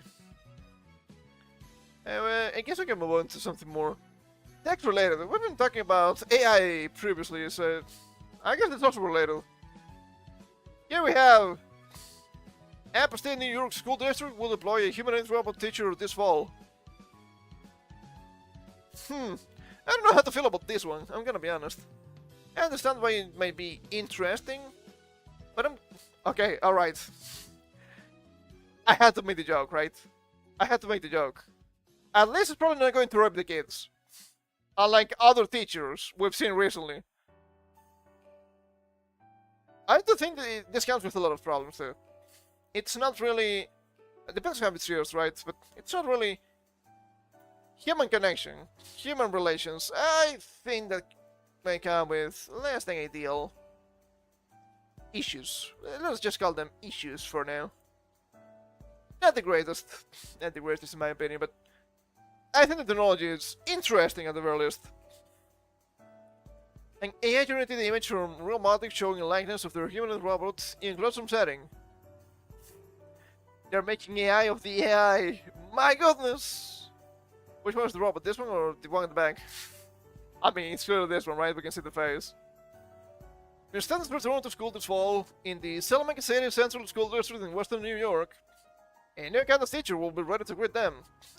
Small rural district located on the Seneca Nation Reservation is said to be one of the first in the country to put a humanoid robot in the classroom. It will not replace a classroom teacher, but is programmed to provide learning support to both the students and educators. Hold up, I was about to say something. Oh, the other obvious joke, right? I mean, it's a robot, so it's easier to reprogram than the actual teachers. Horrifying prospects. Are we sure the flesh is so good? I'm also made of flesh, hold up. At a board meeting last month, the Cattaraugus County, what a name, dude, that's crazy. School district agreed to purchase the robot from Real Robotics. Doesn't sound like a real company to me. Sounds like a scam company that will try to get you on social media. A tech company, along with an artificial intelligence teacher assistant program, allowing students to interact with an avatar of the robot on laptops. This deployment in a working school district represents a landmark moment for both AI and humanoid robotics. Oh, brother, it's gonna be the end of all of us! Ah, shit. It's my Trunks moment again. Do I have to change my outfit? I don't wanna. Andrew Kewell, CEO of Real Robotics, which is currently building the robot. So man marks the beginning of a new era where humanoid robots and intelligent AI assistants become a standard tools in STEM education. Even a robot named Sally. Ah, gee, Sally. I guess it's actually a normal name for once. Will have a lifelike appearance with silicone skin and long brown hair. He was setting an interview with New York Focus. Which is not this publication, this is New York, upstate. Huh. Odd. It will be stationary in a seated position but have a wide range of upper body movements and facial expressions. Students will use a unique identification code when interacting with the robot during class. Way too difficult. Way too difficult for the kids. Don't think this is gonna work. Allowing to access their learning data and provide personalized support based on their past communication with the author. He will say, to say, hey, I'm student number 1234. And then the robot will be like, hey, we were talking about this yesterday. Do you want to continue the conversation? I guess it can work. Depends on the identification. You have to make things very easy for people. You have to make things very easy for kids. And you kind of have to make things very easy for the AI too. That's something I realized about the AI. Maybe that's why I don't really like AI. It doesn't do what it tells it to do. Because it makes the same mistakes as people. Came to this realization the other day while thinking about AI. So the other day we went out to it, right? I mentioned this already. So we got to the place, we got seated, and we asked for the menus. They came with the menus, and then we asked to change one of the menus for a gluten-free menu. Why would you do that when it's not optimal? You would say, can you bring us some menus, one of them being gluten-free? And you would have a single trip, a single action being more optimized. But that's not how reality works, right? That's not how humans work. Humans make mistakes. The the more simple the order is, the higher, the easier it will be to be successful. In this case, something very mundane, like picking up some fucking menus. But I've noticed trying to think a little bit with AI and image generation, if you try to give a lot of information to the AI in a single prompt, at least in my experience, maybe because I'm using a free-to-play model, who knows, it keeps forgetting stuff. It doesn't use all of the prompt for it. So I had to keep correcting it. Like if I was working with somebody else. It's not me using a program. It's me asking somebody to do something for me. And that's somebody making mistakes, and me having to tell them, this is wrong, you have to correct this. That kinda shows why I'm way better with just programming and normal programs. I'm gonna be honest. I don't think there's anything wrong with that. Of course, because with programming, I know what I'm doing. But if we're talking about images in this case, yeah, I have no idea. I mean, I can draw something. I'm not horrible at drawing, but I'm not an artist. I have a pretty limited skill in the arts, which I think most people do. But I know what I want. I don't know. My 2 cents, I guess. Solomon Blast introduced the robot and avatar in science school AI and robotics courses, which is curriculum developed by Apple co-founder Steve Wozniak. First students for high-demand tech jobs. Apple. Okay, I'm gonna be fair here. This is Apple and not Meta. That would be a disaster. This class expanded into high school students in other classes if the pilot is successful. Salamanca Super Nintendo. Mark Biller explained the district's embrace of AI. Many schools were taking this solution of simply banning it. But I have found that students will find a way around most rules that schools put in place. It's not because of the rules. It's because it's new technology and it's here to stay. If anything, you should have a proper mastery of it so you don't make mistakes later. Especially here, talking about high schools, right? You're an old man just like me, who cares, right? I should care more than I do, I'm gonna be honest, but yeah, you should use AI, you should understand AI at least. I know that probably the teachers don't know either, but growing pains, as they say. I'm fine with that. I also believe it is critical for schools to teach proper use of technology, not simply exclude it. I think that's actually correct. There's a lot of mysticism too with AI and all the scary data centers. They're using all of the water in the world. The same fucking bullshit they did with fucking cows on the farms. Horrifying. And I understand there could be some caveats when you talk about data centers. Sure, the water does not disappear. I'm not that stupid. But is it affecting water for human consumption? Is it increasing prices? If not about, who the fuck cares? Water is renewable. You pay it out, it evaporates, it's fine. It goes back to the normal cycle. It's not a big deal. Yes, the AI will pee out the water. Fear it. Fear the AIP. During lesson school hours, students will be able to use the avatar to receive help with assignments. I mean, you can connect online from home while doing homework. That's somewhat interesting. As long as it's properly implemented. That's always gonna be the caveat with this. He will send students could upload photos of homework for feedback as the avatar to general lessons on topics that interest them. Yeah, fat chance with that one. Or receive real-time translations in over 100 languages. That's very fucking cool. Unlike other real robotics robots, Salamanca's robot will now have advanced features such as facial recognition and recording. I don't think it is surprising, but nice clarification. The robot will also serve as a classroom resource. If teacher loses the replays during a lesson or needs a prompt on what comes next, you'll set thinking as the robot for guidance because it has been loaded with the district's curriculum. As long as it is not too overbearing, I think it's fine. Sometimes they just go on a limb. But it might be something interesting. Or something maybe a little more advanced, but that probably should know eventually anyway. The products cost the district 57,590 USD, according to the council attached to the school board agenda.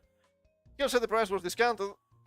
The company's website is the M-Series robot, the model purchased by the district, a starting price of 95,000. Wow, that's a pretty steep sale. If this is Steam, that's crazy. But it's also pretty reasonable, right? Sure, I'm gonna sell you this cheaper because it's the first one. Then people will say, ah, this is actually very good, this is actually very interesting. And then they will sell more. It's not bad at all, in my opinion. It's an inobvious strat, right?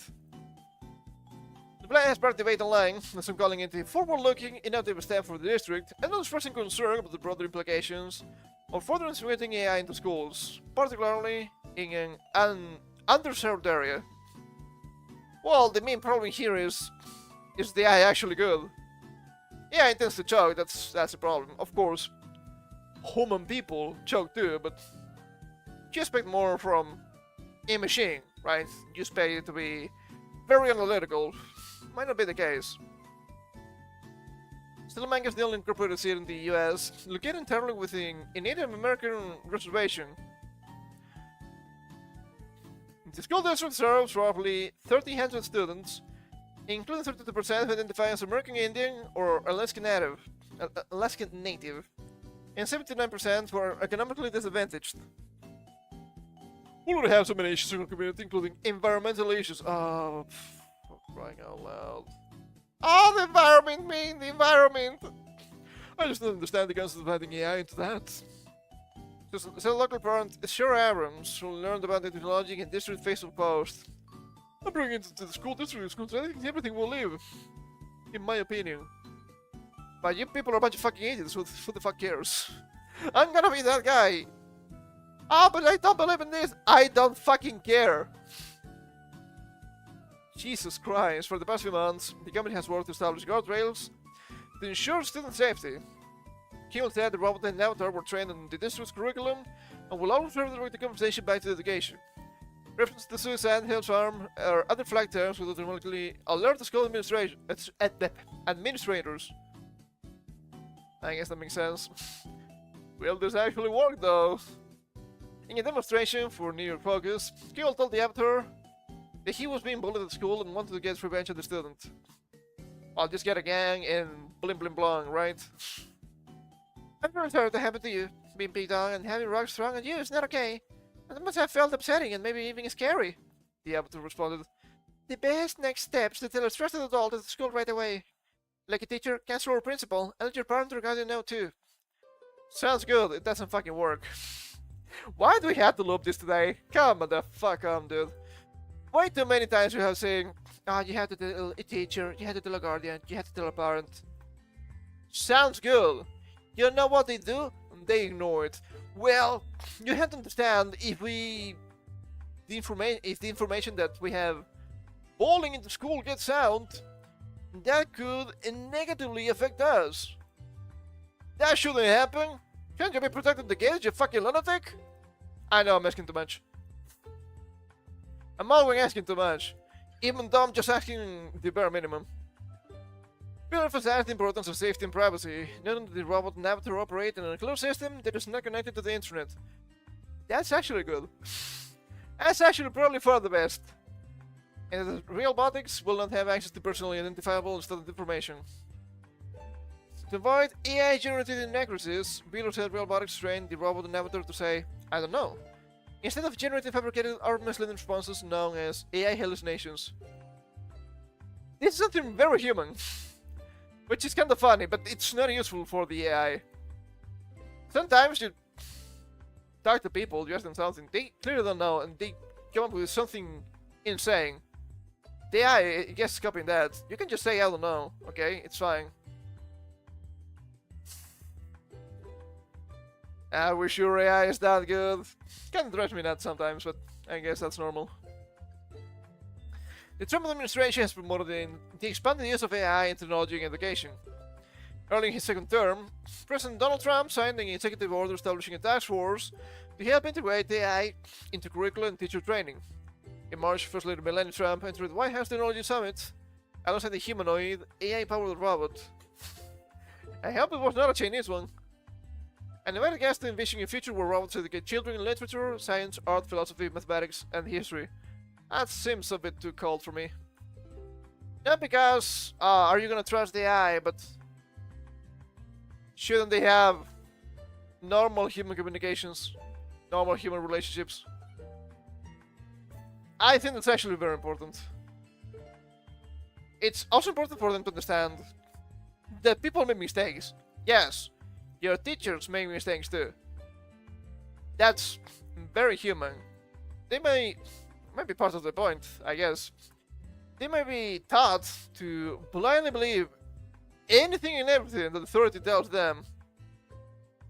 Unlike right now, right? Fuck! I kinda wish things were better.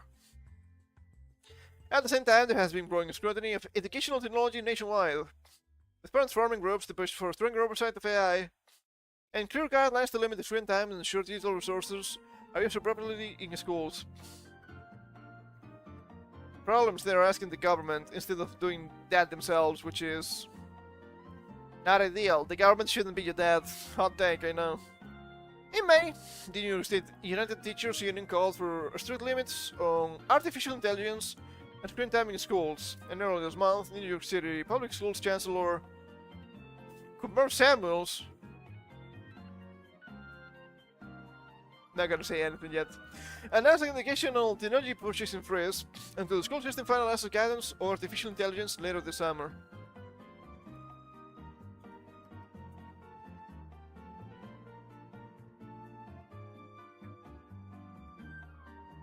This is not ending, it's just a Jamaican guy. Could be worse. It could always be worse. I understand our exposure to screens when teaching because it's actually not that great for teaching. I have realized it's better to have a physical paper and write it down normally for learning. That's how we are wired, I guess. Yeah, shit, it's kinda long, man. What the hell? The classroom runs a new venture for Realbotics, a Toronto-based robotics company formerly known as Tokens.com. That's a scary name. They help customers use cryptocurrency to indeed land in the metaverse. Oh, it's even worse than I expected. The metaverse. Ugh. In April 2024, the company acquired Simulcra, the Las Vegas parent company behind Real Doll. She has spent decades creating hyper-realistic sex dolls, and later expanding to sex robots that remain in the market today. God fucking damn it! They're gonna get raided by the clankers. I was wrong. I was fucking... Why am I wrong with that? Why am I wrong with that? Please! I don't wanna be wrong with that. Horrifying. Horrifying! I know, they had to be sex bot teachers, but still. The implications are hilarious nonetheless. I need to blow my nose. Give me a second here. Gotta mute.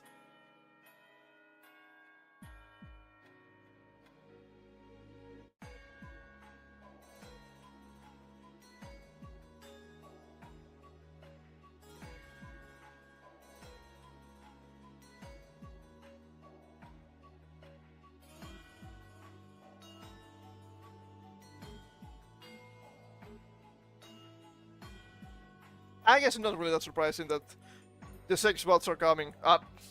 Mild spoiler. Yes, in a statement to New York Focus, a spokesperson explained that over the past 2 years, robotics has built a new team focused on education, healthcare, and wellness applications. And that Realbotics and Real Doll do not share employees, payroll, physical locations, or technology. Okay, alright. I'm actually willing to believe that. I can wishing to believe that. She said Realbotics is pursuing a transaction with a NASDAQ-listed company that is intended to separate the business at the industry level, with completion expected by September. I mean, if you're making robots for education, you don't wanna be the same company that makes sex bots, right? It makes total sense. Can't blame them for that one. Well, what about the teachers? Are they gonna... I made the joke already. In recent years, robotics has worked to expand its presence in commercial settings. Still, it is best known for its companion robots, which are different from sex bots and intended to address what is described as a loneliness epidemic is only making it worse, in my opinion.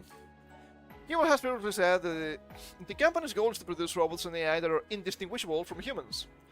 Taylor, Salamanca superintendent, said the partnership with Realbotix began after a former college meeting investors at the dinner and discussed the possibility of bringing the company's robots into the education sector. What an odd thing to say! What an odd thing to say! I want to believe it was something normal. It didn't have any strange implications. God, please, let me rewrite again. He was initially cautious of the partnership because it represented uncharted territory for both Realbotix and the school district. But he said the company was receptive to feedback and willing to adapt its products for the unique demands of an educational setting. The superintendent acknowledged concerns about the students' increasing screen time and emphasized that AI and robotics should support, not replace, the human connections at the center of education. I guess I can agree to that. Not replace is actually correct. Bill said the district will measure the success of the program primarily through qualitative feedback from both students and teachers. Ryan Schaff, can't feel like I've seen this name before, associate professor of educational technology at Amsterdam of Maryland University, said he was optimistic about the initiative, but cautioned that its success hinges on thoughtful implementation, with teachers actively monitoring and guiding students' interactions with AI. Schaff acknowledged the backlash against AI in education, but saying ignoring the technology is a mistake. He's actually correct. It gives students a true disadvantage because once they leave school, they're going to be immersed in AI technologies. Instead, he argued that schools should balance AI-assisted learning with traditional instruction to prepare students for life after high school. Well, this is kind of mixing things that don't need to be mixed necessarily, right? Having AI in school can be several things. In this case, I would presume you're trying to teach the kids about AI. Using AI as a part of giving them education is not the same. I wouldn't say it's necessarily that important, but if the support is useful, I wouldn't necessarily be against it either, I guess.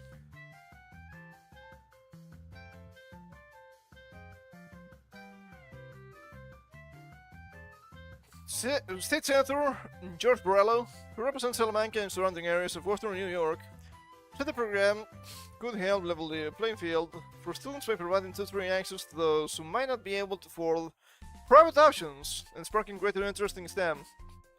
Borrello said local leaders have long struggled with keeping young people from living upstate New York after high school. He said investments in technology and STEM education could help show students they can pursue fulfilling, high-paying careers. They will still build their futures in rural communities like Salamanca. I mean, nowadays it's easier than ever, right?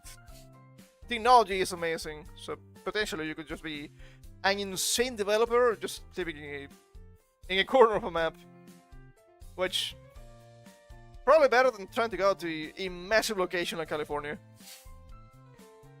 One of the biggest things we see right now in technology is people fearing what the future will be with AI. Will it replace the workforce? Will it go out of control? He said. I think this is a great way to get not just the kids, but the teachers and the parents more comfortable with what the future may hold.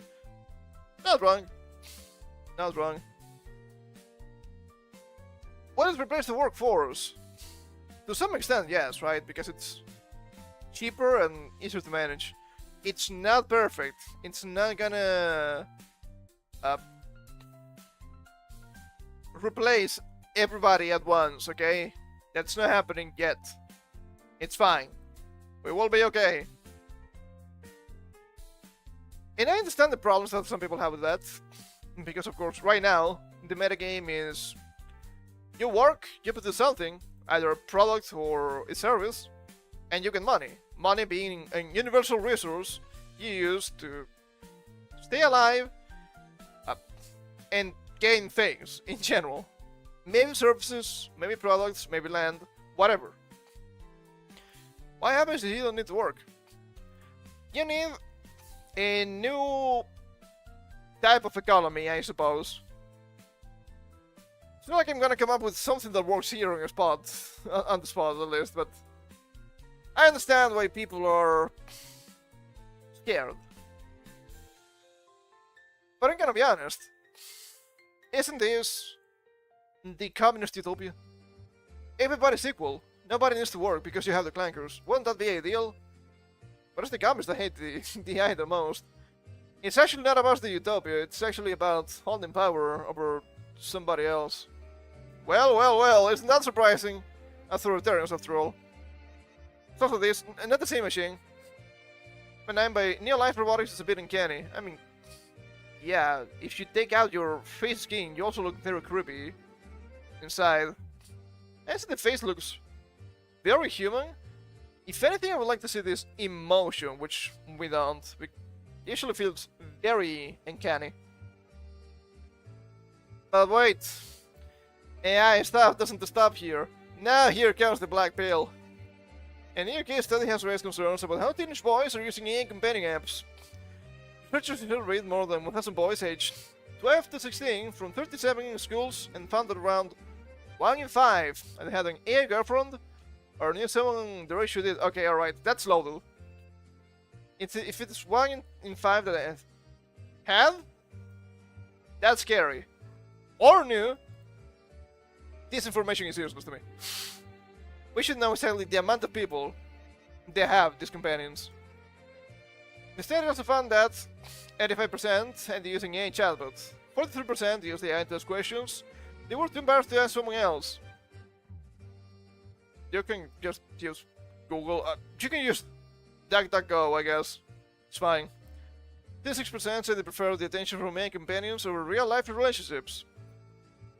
That's scary. 26%. More than 1 in 4. That's a huge number already. 36% say they sometimes prefer talking to AI instead of friends or family. More than a third. That's scary.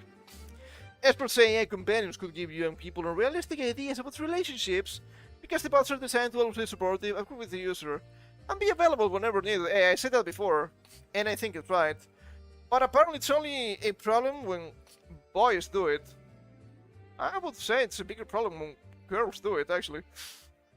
Because I do think eventually boys would pursue an actual physical relation with a girl. I know, I'm a man, I know what I'm talking about. And that's fine, that's normal, there's nothing wrong with that, of course. But, yeah, the bias here, the bias is rather odd. Not really that surprising, but annoying nonetheless. I've seen the women, I don't know if I'm not impressed or I'm too impressed.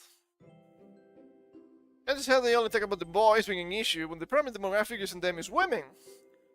Companionship AI is majority women and girls. Is CAI something? I have no idea. CAI. That's Cambio Arma Instantáneo. That was reborn. The Cucudero thing. Everyone insists on them. To be fair, how do you think UK women? Shit, fair. Supportive, can't agree with her. Available whenever needed. So this is human being friend? Not really that human. Of course, the response to this have been somewhat hilarious too, aside from those replies. Men are easy, just be nice to them. Note, many women failed the simple task. On top of that, we have this addendum. I'm not trying to be mean here, but if you're losing the battle for heterosexual men's romantic attentions to a component that doesn't have a vagina, that is a skill issue. January 7th, 2024.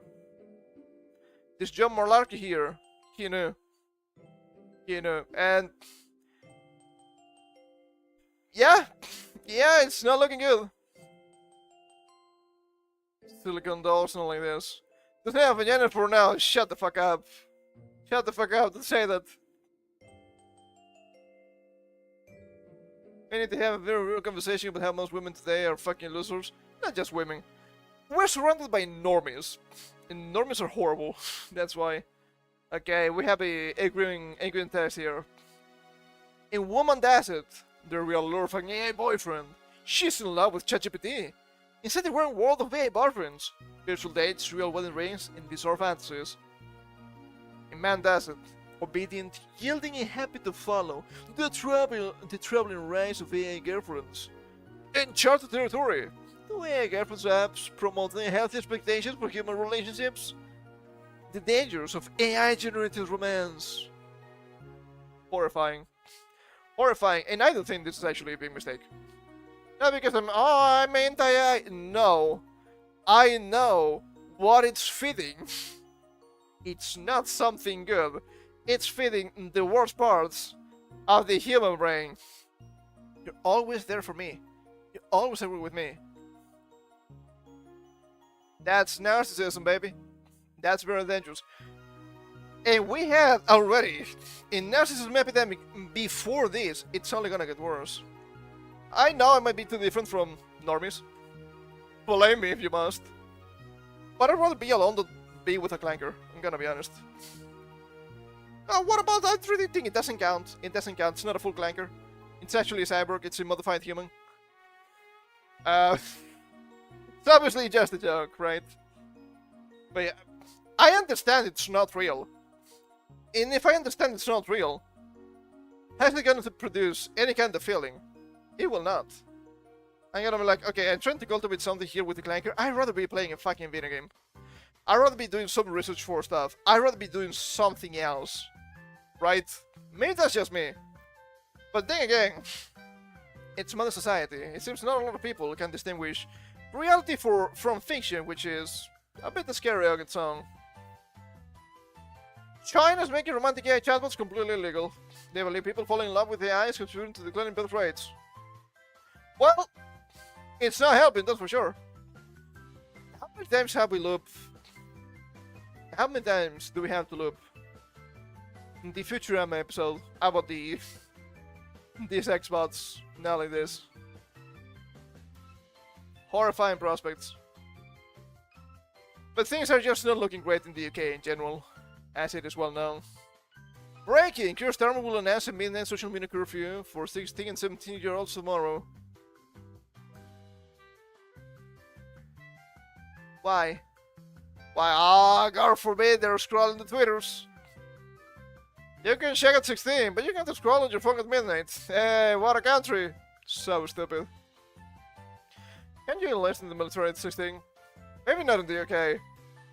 You can train, you can shoot people, you can shag. Twitter's too much. Twitter's way too much, it's way too spicy. Some people have been taking this out of context. Ah, do you want to shag 16s? No, they can shag with each other. That's the point of this. You fucking idiot. Extremely Indian replies, mind you. And not surprising. Of course, with the social media curfews and bans, we also have this. I thought it was hilarious. Breaking! UK reviews Blue Sky will be included in the under 16 social media ban, affecting dozens of teens. Dozens of teens. Oh, my goodness. It's funny because, dozens of teens, my goodness, nobody's using that.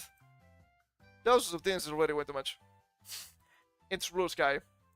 It's filled with fucking pedophiles. I'm not even joking. It's not even hyperbolic anymore. Not because, see, a bunch of commies got into Blue Sky and, a lot of trouble with actual child pornography. Of course that's bad. But recently, there was this guy on Blue Sky that said, okay, I guess I'm gonna say something very controversial. I don't think pedophilia is good. It was labeled as something dangerous and something offensive. Because apparently you're criticizing minorities? We need the death penalty. I'm not even joking. If they're telling you, they're not trying to normalize pedophilia, think again. I'm not laughing. I'm not laughing. Not something good, not something that should be happening. Yet here we are. Horrifying prospects. What do we have here? This is also the UK, right? Oh, yeah. The UK government has dropped its plans to restrict VPNs after concerns from privacy and backlash. Oh, this is actually incorrect. This is actually incorrect. It's even more hilarious than this. Officials said VPNs are widely used to protect people's privacy, so the government has decided not to introduce restrictions on VPNs for now. Instead, it will move forward with other online safety measures. We'll continue to review how VPNs are used. It's not concern from just privacy and backlash. Those concerns from minority groups.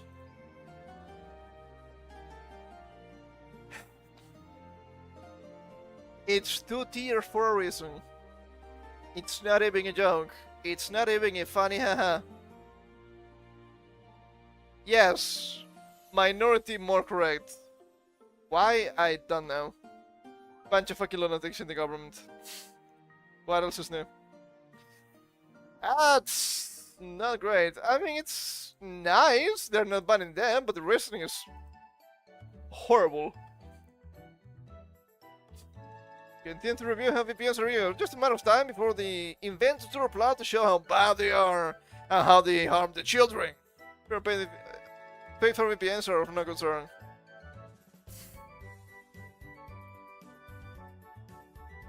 Okay, alright. I was a little bit careful there. When I see Gear Stormer. Wanker!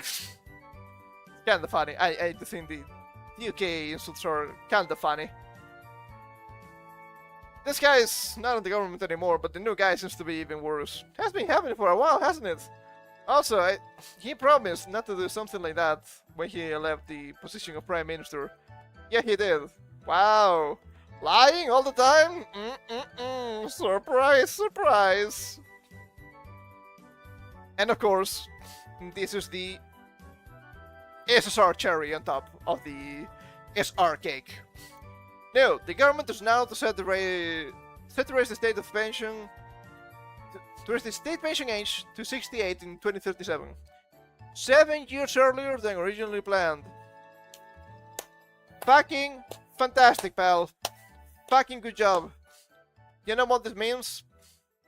It doesn't mean that immigration is good. It doesn't mean that immigration is useless.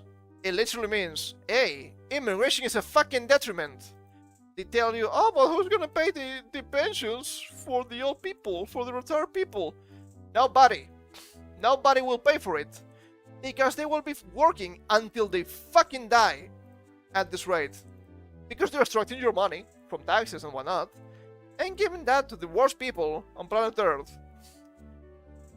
Pedophiles, rapists, and murderers. Sometimes all at the same time. Sometimes even worse than to some of the parts even. They keep using the excuse. It's for the economy. It's that we need people to work. They are not working. They are on welfare. You're spending between tens and hundreds of billions with a B. Billion. Not million with an M. Billion. Big number. A year to house millions of immigrants that are not working, they are killing people, they are raping girls, and they're fucking the economy.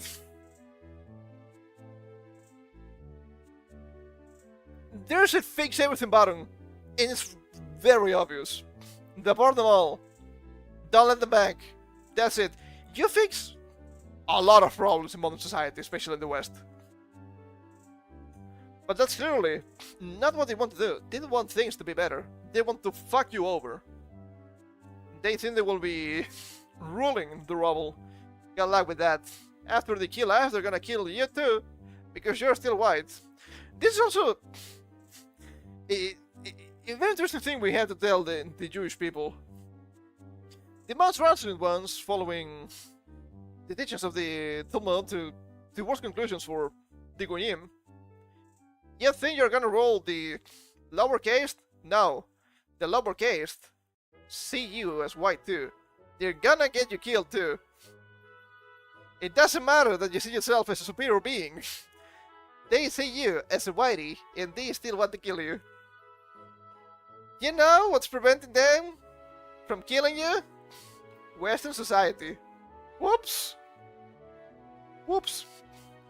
I don't want the West to collapse. I don't want people to disappear. But to some extent, it'd be insanely cathartic when it happened. If such a thing were to happen, it's not gonna happen. I will not allow it. White people will die. Then these insane criminals will kill Jewish people too, because they also hate Jewish people. And then they will be enslaved by the Chinese. Good fucking job. Good fucking job. You're gonna be working on the mines now. Congratulations, you played yourself. Welcome back to slavery. You're gonna have Whitey to save you this time. It's not my fault, man. If that happens, it's not my fault. Horrifying prospect for some people. Speaking of horrifying, you also have this thing here. God damn it. Indian. Nose ring. Doesn't get much worse than this. Mother hair Novak killer. Jailed for removing knife from murder scene. I think it's only 3 years, but you know what? It's better than nothing. She deserves jail for sure. The mother hair Novak's killer has been jailed for 3 years for removing the murder weapon from the scene of the crime. Picked from the was the 21cm, about 8 inches blade, to kill the 18-year-old student who was walking home from a night out in Southampton on December 3rd. He was jailed for life in June with a minimum of 21 years. Jailed for life? He's already alive. That can be fixed. Kieran Carr, 53, of St. Denis Road, Southampton, was found guilty at Southampton Crown Court in May of assisting an offender. Sentencing Carr, Judge William Mosley Casey. I'm quite sure what that means. Though her irresponsible parent would have challenged their son and asked their child to do the right thing. Is this your first time encountering his dad? It might be. He continued. You took the knife and put it at home with other weapons in your son's bedroom. Why do they get to have weapons in the UK when even having how do they call this knives you use? Usually used and you're meant to use those for fish, but most people use them for butter. Oh, that's too dangerous, it can cause a lot of damage, you're gonna have those. Even those are allowed. And you can just have knives like that? And I'm supposed to be the racist here, come the fuck on, pal.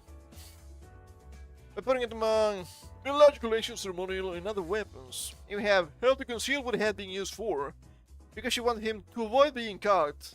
You just said, yes, they have group references. You don't. You see what's happening? They're killing you, and you're too stupid to say, oh shit, maybe these people are dangerous, maybe we should kick them. No, you don't want to be racist. I want to be more racist than what I am. That's what I want.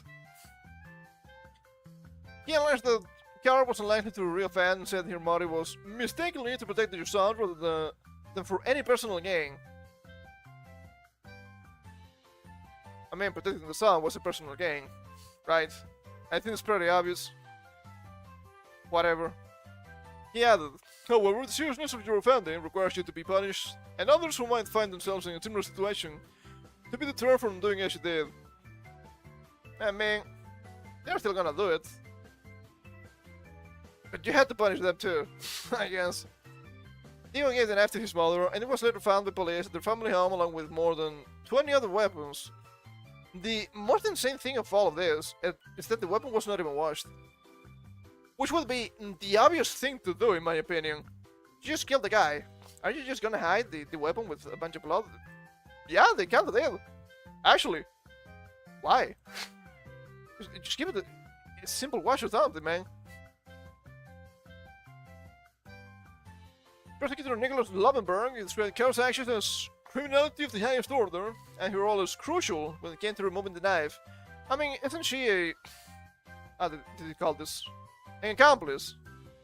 She is, right? She's an accomplice of the murder, she knew, and she held the murderer.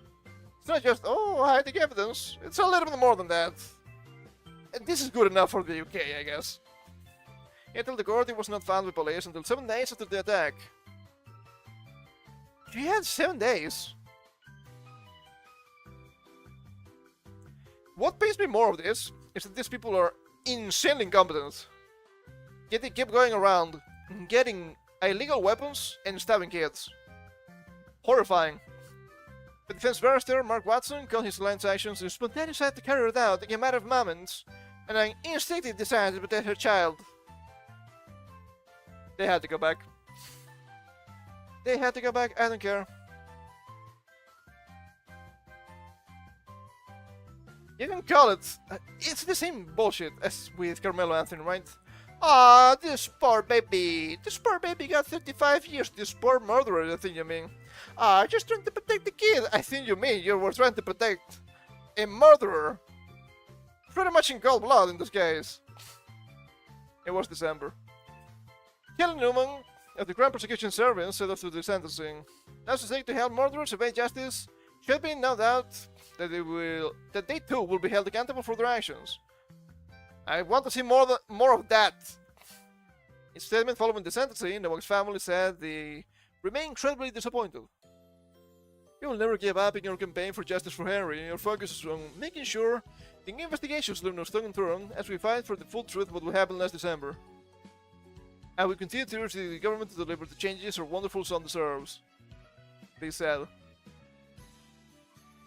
Yeah, but then, if you say what you think, you might get in trouble. You might get in big, big trouble. Ooh, telling the truth might cause social unrest. Ooh, maybe people will start hating the immigrants. Well, it's not my fault if it's the immigrants just stabbing people all the time, is it now? I'm not stabbing people. It's clearly not my problem. You want to stab a guy. I would say most of the times, no, I wouldn't. Unless it was self-defense, of course. Now he was in Cafe Police and he lay down in the scene to dig with a line, claiming he had been racially abused by the TIG and had acted in self-defense.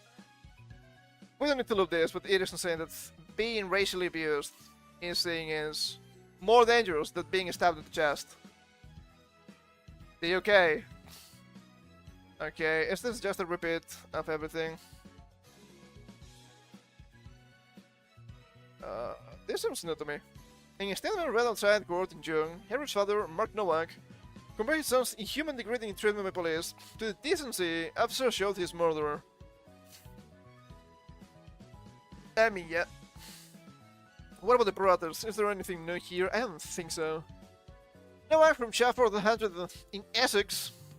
E6! My god, so spicy. Was a first-year student at the University of Southampton. He had been walking back to his accommodation after drinking to a level that was below the drinking drive limit. The trial heard, he just had a couple of drinks then. The prosecution said he was stabbed 5 times, including twice in the back of his leg, once in the face and a fatal wound to the chest. The one that is missing was to the groin, not an easy to reach location.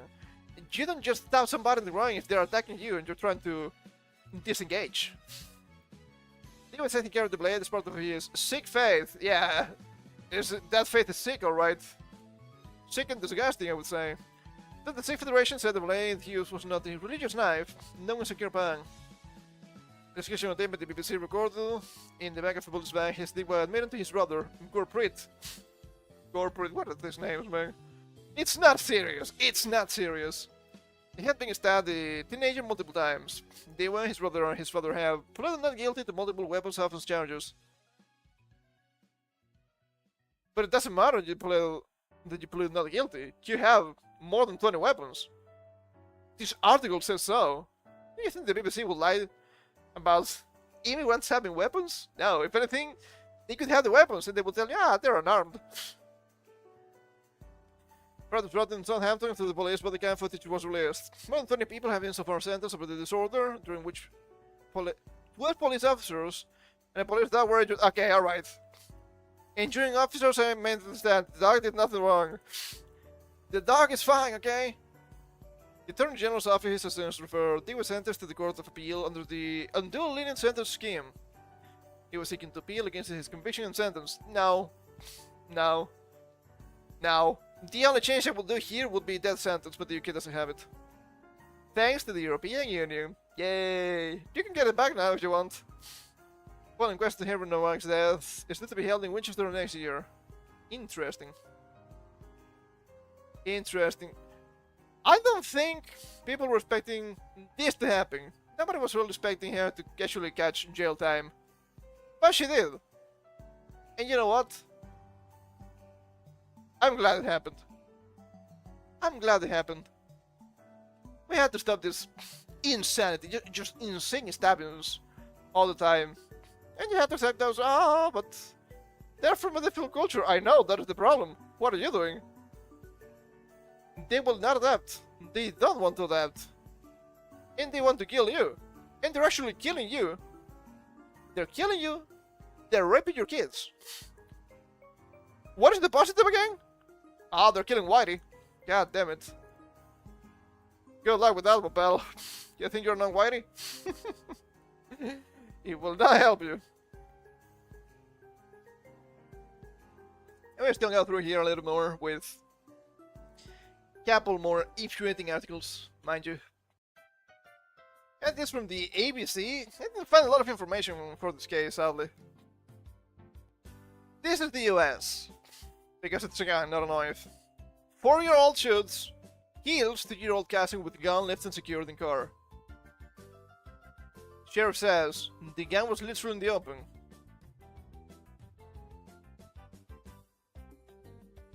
Wow. Very impressive. 4-year-old boy shot and killed his 2-year-old cousin with a handgun that was left unsecured in a car. According to authorities in Florida, officer responded Sunday afternoon to help me. Kiss me? Kiss I'm me. Be me. Me be. What a strange name. I guess it's a native name maybe. Where they found a 2-year-old boy with a gunshot wound. Also, County Sheriff Chris Blackmon said, hey, I don't know about that Digimon, okay? The little boy, Braden Denson, was taken to the hospital where he was pronounced dead. The sheriff's office said, Braden will have turned 3 on Tuesday, according to the sheriff's office. Okay, let me close this annoying videos. The 2 children were along in the car when the 4-year-old found Braden's mother's secured gun and discharged it. Striking Braden, the sheriff's office said. The gun was literally in the open, Blackmon said at the news conference. I don't think if this thing in holster, maybe make it harder for the child to manipulate as well. But it's literally laying out by itself, so it's easy to grab, and you pull the trigger, and you can recall that. It's not a video game, Blackmon said. Do not compare this to video games, okay? Do not go that way. It has nothing to do with video games. Family had traveled from Louisville, Georgia to Florida for vacation and were staying at the rental home, according to authorities. Well, I guess the rental home is gonna be a little bit cheaper now. Family members were outside of the car and had not yet entered the home when they heard the gunshot coming from inside the vehicle. The sheriff's office said. The investigation is ongoing, the sheriff said. None of the charges are likely. Prosecutors said on Wednesday. Because this is an active and ongoing investigation, we have no information to release at this time, so I guess that's fair. It has nothing to do with video games. I don't expect a 4-year-old to be an epic gamer, really. But I'm gonna say something here very important. The sheriff is not the only black man in this story. What a stupid situation. What a stupid situation. I'm not against guns, okay? Why do you leave it just laying around when you have kids? Right? But then what possesses a 4-year-old kid to pick up the gun and shoot it at the cousin? Sure, it's a 4-year-old. We cannot expect necessarily for them to be smart.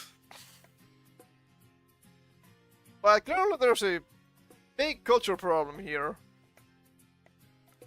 Well, that's not great. I don't want to see little kids dying, man. Come on. I don't want to see them dying. They didn't do anything wrong yet. Oh boy, and speaking of kids dying to some extent, I don't know what this article is about. I thought it was very strange just from the title. Couple says surrogate who refused to abort their baby over a minor birth defect. What the hell am I looking at here? Okay, I think it's maybe somewhat reasonable for the couple to reject the baby. That doesn't mean the mother has to abort it. Right? Am I going insane here? Ah, shit, I probably am anyway. In Canadian same-sex couple. Oh, brother. Every single time it's a couple of gays getting a little kid, it's never good. It's never good. In the same-sex couple suing the woman who carried their now 2-year-old son because she refused to demand to abort the fetus because of a minor birth defect and a cleft lip. Minor birth defect, by the way, and a cleft lip, which nowadays are easily fixable, by the way. And according to the suit, filing Ontario Superior Court in May. Of course they're fucking Canadian. Of course they're fucking Canadian. Took me a little bit to realize, yes. According to the suit, filing Ontario Superior Court in May and obtained by the National Post, the parents claimed the surrogate didn't adequately keep them informed of the baby's health. While the child at risk, violated confidentiality, and caused them emotional distress. Brother. The central figure was not mentioned in the filing, but the mother, who the other does not name, said the couple was indicated they're seeking around 600,000 USD. Minor birth defect and a cleft lip. So nothing. It's not even disabled, right? It's not even a disabled kid.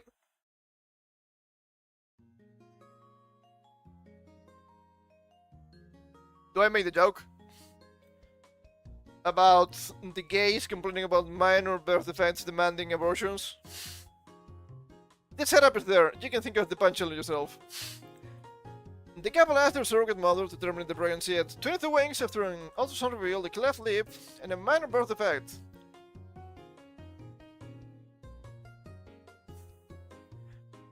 I know this is the test for the image, but I'm trying not to laugh at the name Jakubchuk Olena. The technology is getting out of hand here. You know, I'm a single mom, you know, I have a daughter, and you're basically suing me for my house. It's just very shitty, it's just awful, she told the outlet. I just feel used. Well, yeah. No shit, Sherlock. Didn't get the perfect child they wanted, and they threw me away. It's not even... Okay, alright. It is about eugenics, but it's not even about gene editing. Like the US, where the pay for surrogate mothers can exceed 100,000 USD, Canadian surrogates are only reimbursed for reciprocal expenses they incur in bringing the pregnancy to term, which reasonable, I guess. You don't want to incentivize this, after all. I wouldn't say it's good. The woman shared that once she decided to become a surrogate, and her profile was posted on Surrogacy in Canadian Alliance website, she was inundated by dozens of prospective families, some of whom even sent her flowers. Holy shit, just like hyenas, that's crazy. She ultimately decided the same-sex couple had in vitro fertilization, using embryos from a donor egg and both of their sperm. The relationship started off strong, but soured in June 2024, when she told the couple about the ultrasound revealing the baby had a cleft lip, possibly a cleft palate, and a minor heart defect. Okay, heart defect could be troublesome, but they said minor. She actually talked to the guys. Surrogate refused and brought the baby to term, at which point the parents got off content and filed suit against her. Isn't this human trafficking? To some extent, this is actual human trafficking. I don't like this. I don't like where this is going. Some people have too many rights, I'm afraid. She received a response from the couple asking that she terminated the pregnancy while she was in the Dominican Republic to officiate the wrestling tournament, leaving her devastated. So she was pregnant officiating a wrestling tournament. Okay, alright, sure. Odd information to have, but alright. Considering the medical test indicated the fetus has or is likely to have a genetic, chromosomal, or other abnormality or defect, in accordance with the Article 8.5a of our surrogacy agreement, and to inform you of our wish that the pregnancy be terminated, the message read. The very difficult, this decision is free and informed. The surrogate said she would have agreed to an abortion if the child was unlikely to survive after birth, which I think it's fair, but But one night aboard the 22-week-old fetus for what she felt was a largely cosmetic birth defect.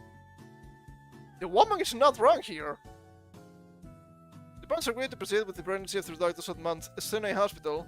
Said the baby was generally healthy and had no major problems beyond the left lip. The left lip. I had the ET there somewhere. But they just ran again between the surrogate and the parents, and she insisted on a home birth performance by midwives rather than in a hospital, as the parents requested due to the cleft lip. Okay, she's being a little bit of a woman here. Doesn't make any sense.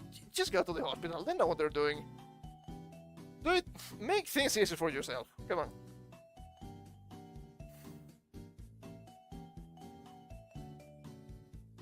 Surrogates in the events can be banned, yada yada yada. Okay, we read it.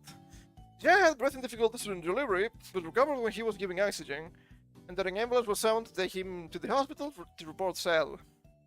After the child got treatment, the parents took the child home and seized contact with the surrogate. Okay, whatever.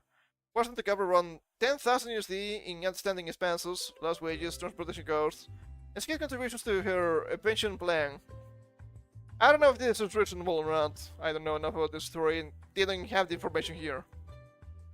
The parents ignored her, leading her to take them to small claims court where she learned her contract required arbitration to settle in such disputes. She was then slammed with the lawsuit. Started Ron Henrik on her surrogacy in Canadian line said the episode highlights when written legal protections are needed for surrogate mothers in the country.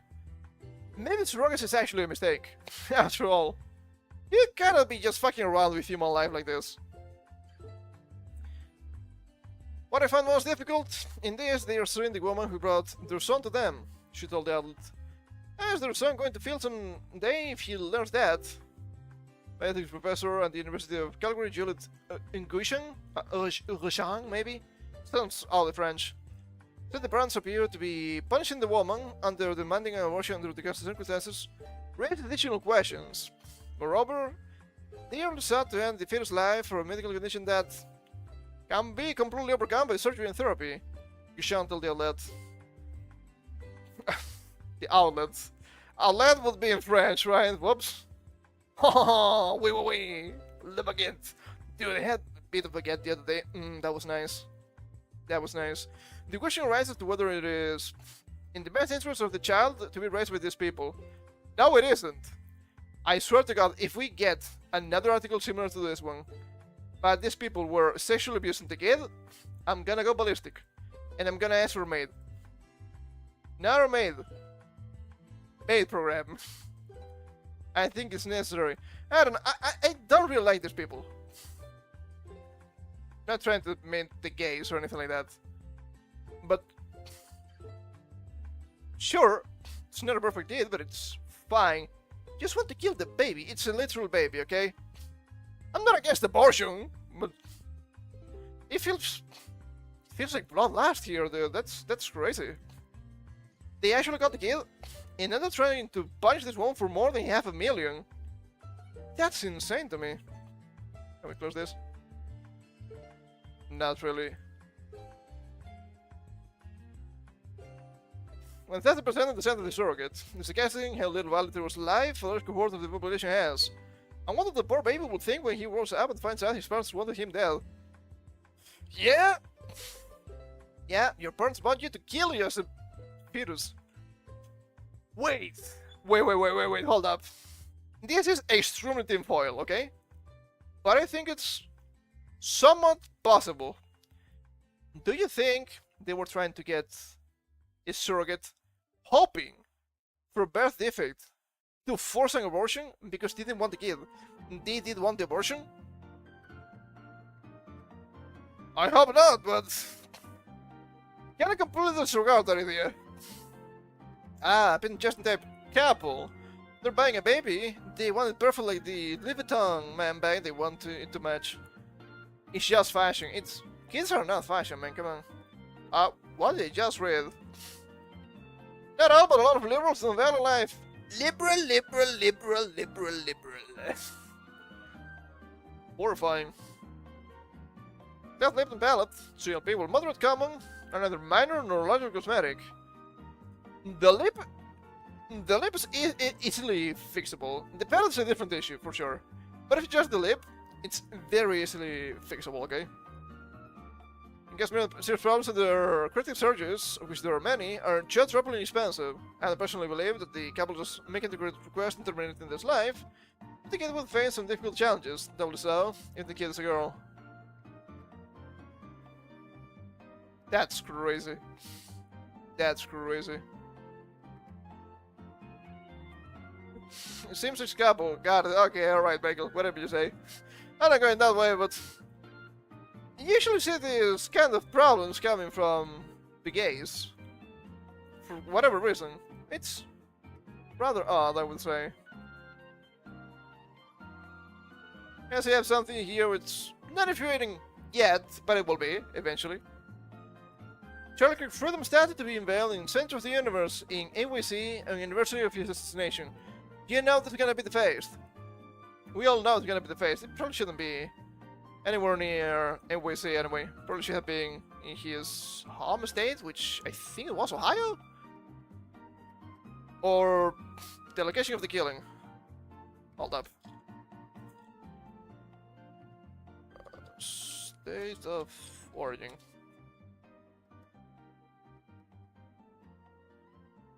Oh shit, nah, it was Illinois. What was thinking it was Ohio? I have no idea.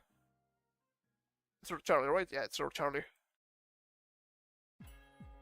Arlington Heights, Illinois. Okay. Maybe I was thinking Ohio because he actually died in Utah. I guess that makes sense.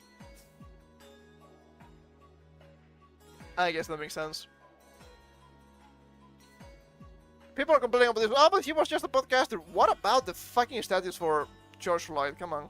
Are you gonna tell me George Floyd was more influential and the better person than Charlie Kirk?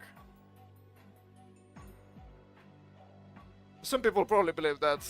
Disgusting. Statue of Charlie Kirk is said to be unveiled in the center of the universe in New York City on the 1-year anniversary of his shocking death. He is behind the homage announced. Film artist Sergio Fornari, yeah, that's an Italian name for sure, who handcrafted the metal sculpture of the slaying Turning-Point USA co-founder slaying. I mean, it's not wrong, not the wording I would use.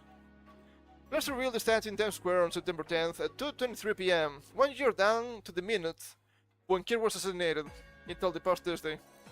The 57-year-old artist was born in Sicily and moved to the Big Apple 35 years ago. He chose Times Square to unveil his metal sculpture as it is the heart of the city. Some people have been saying that it's not believable that an Italian would like Charlie Kirk. I don't think it has anything to do with liking somebody, but I guess I wouldn't know. You know, I'm a New Yorker, so Times Square is like La Piazza. He said, everything happens in the city, in the center of the town. He has chosen the center of Manhattan. Furner was tight-lipped in the same location where the life-size statue of Kirk will be blasted mounted really high and attractive so that nobody can see. So that everybody can see. It's gonna be the face, we all know that. I've seen some people already campaigning for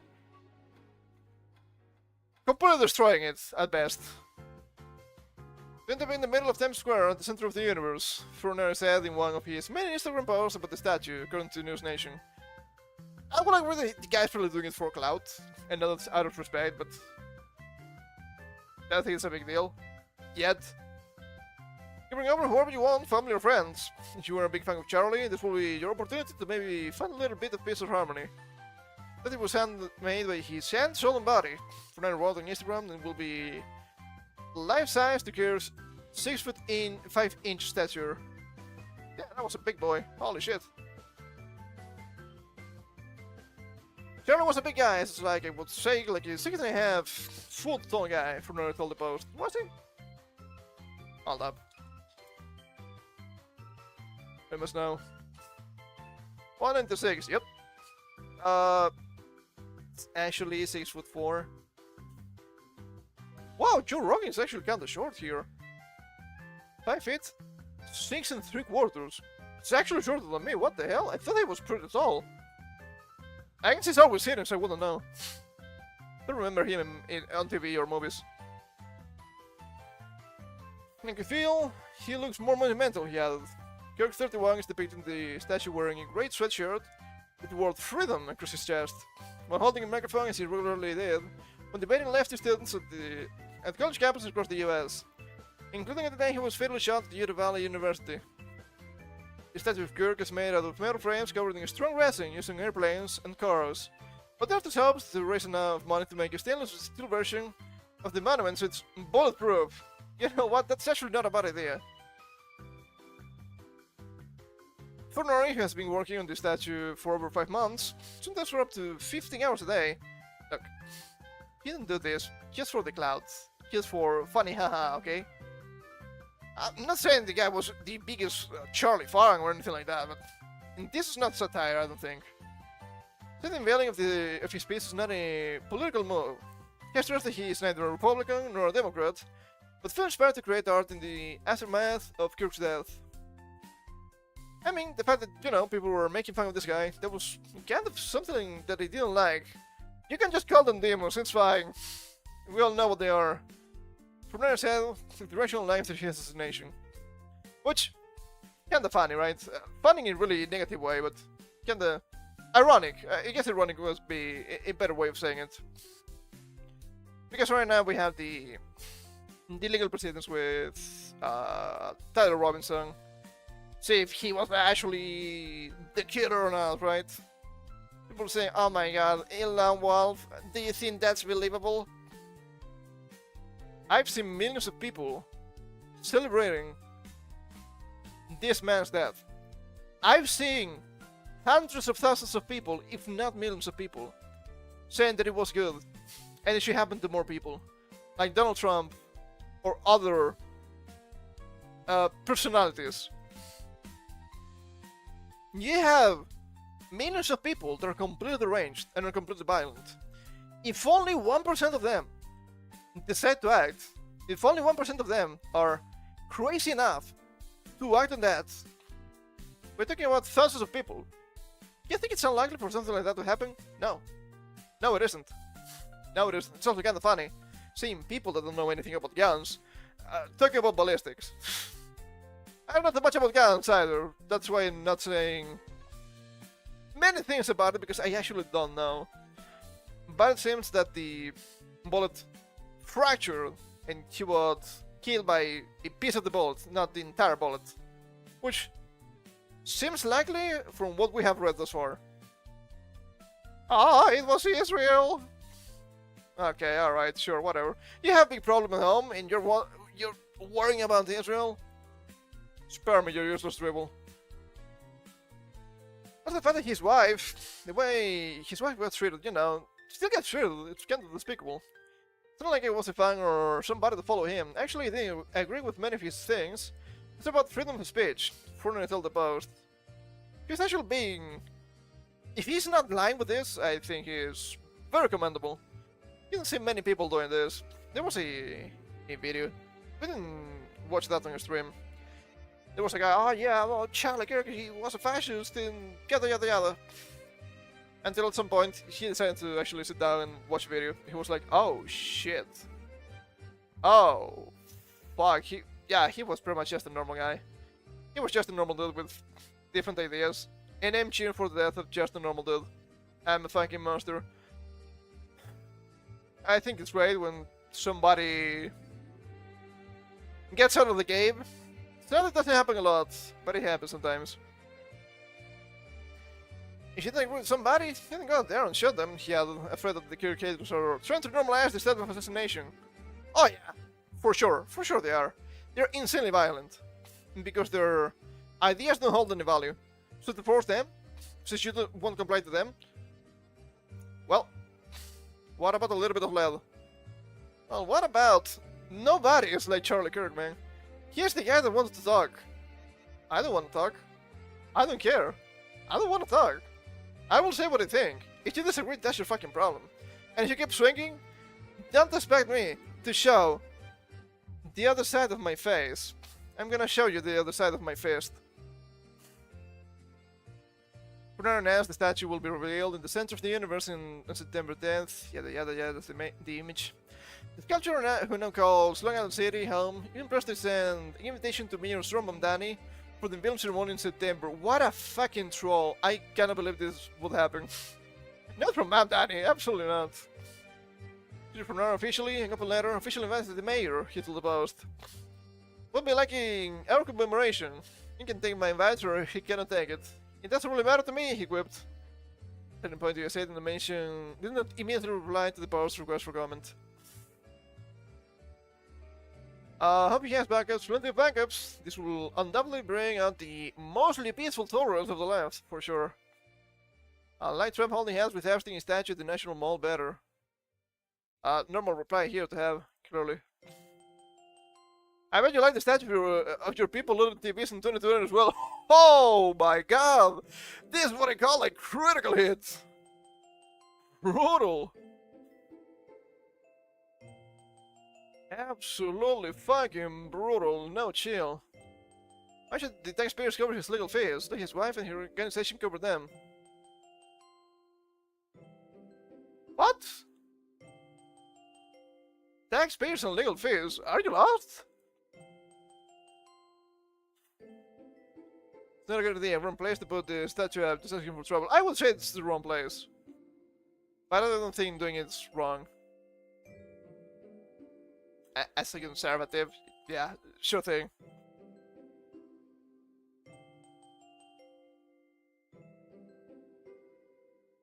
But by merchant, yeah, more like a smear merchant. Absolutely disgusting. So I guess when the statue gets defaced, because we all know what's gonna happen, I guess we'll read that article on your stream too. Only a couple of months away. God fucking damn it. How about we finish for today with a couple of more slap fun articles here without... just to lower blood pressure. Seems like a good idea to me. We have here, which I thought it was kinda funny. KFC adds whole watermelons to the menu alongside a special chicken combo in China. KFC has started selling whole watermelons in China as part of a summer promotion. Bring the fruit with an entire roasted chicken. The initial combo launched on July 15th and includes KFC China's fragrant baked pepper wrapped chicken alongside a whole miniature watermelon. Customers can order the meal through the KFC app for 34.9 yuan, around 515 USD. That's not a lot of money. With the watermelon included, no additional charge. The deal is available for dine-in customers or participating restaurants, with KFC noting that some locations may not take part, which, fair I guess. Come to KFC to eat watermelon as the hottest part of the summer begins, the chain announced in its associated Weibo post. KFC described the promotion as giving customers the chance to enjoy both chicken and melon, with promotional images showing the roasted bird served in foil next to the entire watermelon. KFC adds 2.5 watermelons in China. Customers who are more interested in the fruit than the chicken also purchase one of the KFC small watermelons separately. The standalone watermelon costs 16.9 yuan, around 250. It's currently exclusive to the dining customers participating KFC restaurants in Shanghai. KFC claims the watermelons are freshly harvested and small enough for one person to enjoy. The company's promotional material describes them as particularly juicy, sweet, and easy to carry. Take the first bite and enjoy first. KFC said, fresh and reassuring, lightweight, and good looking. Good looking. Hilarious. Croatia was launched at the beginning of Sumfu, traditionally considered the hottest stretch of summer in China. KFC marketed the watermelon as a refreshing seasonal companion to the juicy paper wrapped chicken. I mean, watermelon is nice. According to China Insider last year, the chain gave away yellow flesh watermelons, though this year they opted for the more traditional ones. It's a yellow one, get it like the rest. This isn't the first time KFC China has impressed customers for standing out. In 2024, KFC's driverless food trucks hit the streets, and people started freaking out about how futuristic they were. The same year, KFC introduced the limited-time Truyan Double Down Burger, prompting treks to the country to try it out. People have been saying, oh my god, is this being racist? Do you think they have black people in China? I don't think so. And I'm gonna be honest, I don't see the problem with the stereotype of black people enjoying fried chicken or watermelon. What is the problem? Fried chicken is fantastic, and watermelon is also fantastic. Huh? How's that supposed to be offensive? Don't you like fried chicken? It's very good. I haven't had watermelon in a while, it's very nice too. Very cold in the summer, yeah, it's nice. That's nice. See, she's not black, everything is fine. People will just bitch because whatever. And finally we have an article here which I think it's kinda... maybe not all, because only 2 days old, but it's a little bit misinformed. Mountain creature named Jimothy stalks Seattle and becomes local celebrity. It's not a mountain creature, it's a fucked up raccoon. As the spine travels, it's compressed. It looks very weird. Look at this boy! I like raccoons, they're kinda cool. I read that wrong. This will leave you sleepless in Seattle. I read that as this will leave you spineless in Seattle. Do not break my spine, okay? The only one I have. Seattleites are about for sightings of a deformed raccoon whose truncated backbone gives it the appearance of a creature not of this earth. This type of critter, dubbed Jimothy by locals, has been tracked online as excited residents share videos of him traversing backyards and balconies in the Emerald City. We cannot watch videos because this is an archive, because fucking Europe also hates me. If I have 2 tabs they just reload constantly. It's very annoying. For our 13th anniversary, we were graced with the presence of Jimothy the raccoon with short spine syndrome. Praise Jimothy! One fan caption in Instagram video showing him darting along a suburban yard and up a set of stone stairs. It looks very fucked up.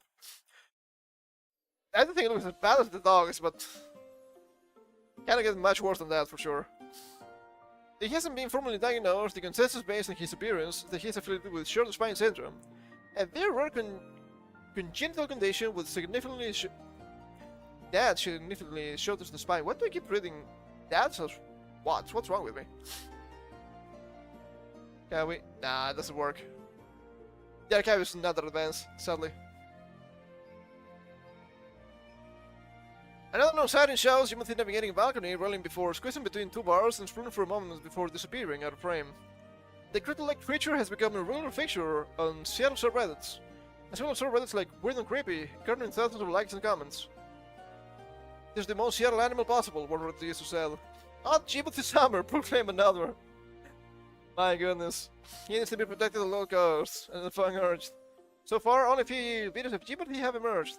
But as word spreads, expect to see more angles and action shots of Seattle's newest 4-late viral celebrity. I think it's all the legal drugs in Seattle. The animals are rating what they found in causing birth defects. And the animal kingdom is just as messed up as humans. Thanks, Seattle. Is it really that bad? I had no idea. I hope it was the mayor, my goodness. The formula of the serious politics. Jimothy rides with your rights. He will vote Democrat multiple times. Horrifying. Looks like a typical Seattle liberal. Oh my god, dude. They're going haywire here. And it's a little bit fucked up. But I do like raccoons. They're kind of funny looking. They're probably domesticated themselves. It's not really that surprising, right? Being a domesticated animal, it's very useful. You get protection, you get food from humans. That seems like a great deal. What the hell? Apparently they're, maybe by being urban animals, I'm not quite sure. Some of their morphology is changing a little bit. Around the snout, maybe? I actually don't know how it works. But they're so round, they're so rotund. Raccoons are great. What can you say? Anyway. I guess it's time for me to get the fuck out of here. We don't need to go 2 hours and a half over the normal time. We're okay. We've been going a little bit wild this past couple of weeks. And return to normalcy. We'll have the schedule up tomorrow on YouTube. As usual, pets, plans contain some hot Pokemon Diamond action on Monday. I guess I should grind more stuff to level 50. The main team for the Elite Four should be at level 50 already. It's gonna be a little bit fucking harder still. I might level up the Toxicrog on top, just because. We're gonna move Harry Potter to Thursday. I think 2 more Thursdays is probably ideal. I didn't do anything in the game yet. I might. I mean, I will have to do new gameplays anyway. I might try to grind some spells. I could try to get the second humans with Hermione. That'd be useful. I can actually check out here really fast in the achievement site.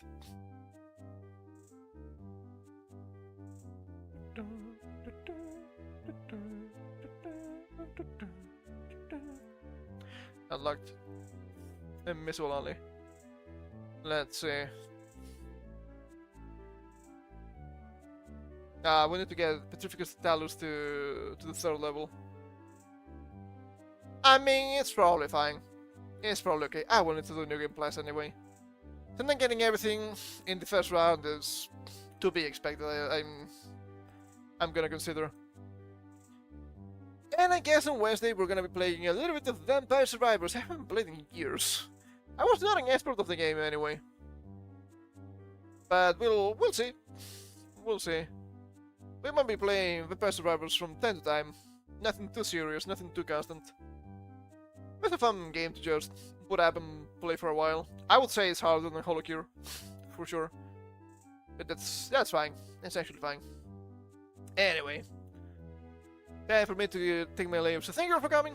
Hope you had some fun. Coming back on Monday with Pokemon Diamond. They're gonna be finale because we're gonna do a post game anyway. Ideally, we'll finish the Elite Four. We'll see what the levels think about that. And until then, you know the rules. A lot of pretty fucked up shit keeps happening, but I do believe we can fix it. How? I'm not quite sure. It takes people. It takes a lot of people. Probably people that are smarter than me. But that doesn't mean we should be here just letting ourselves rot and die. So, never stop believing, and take care.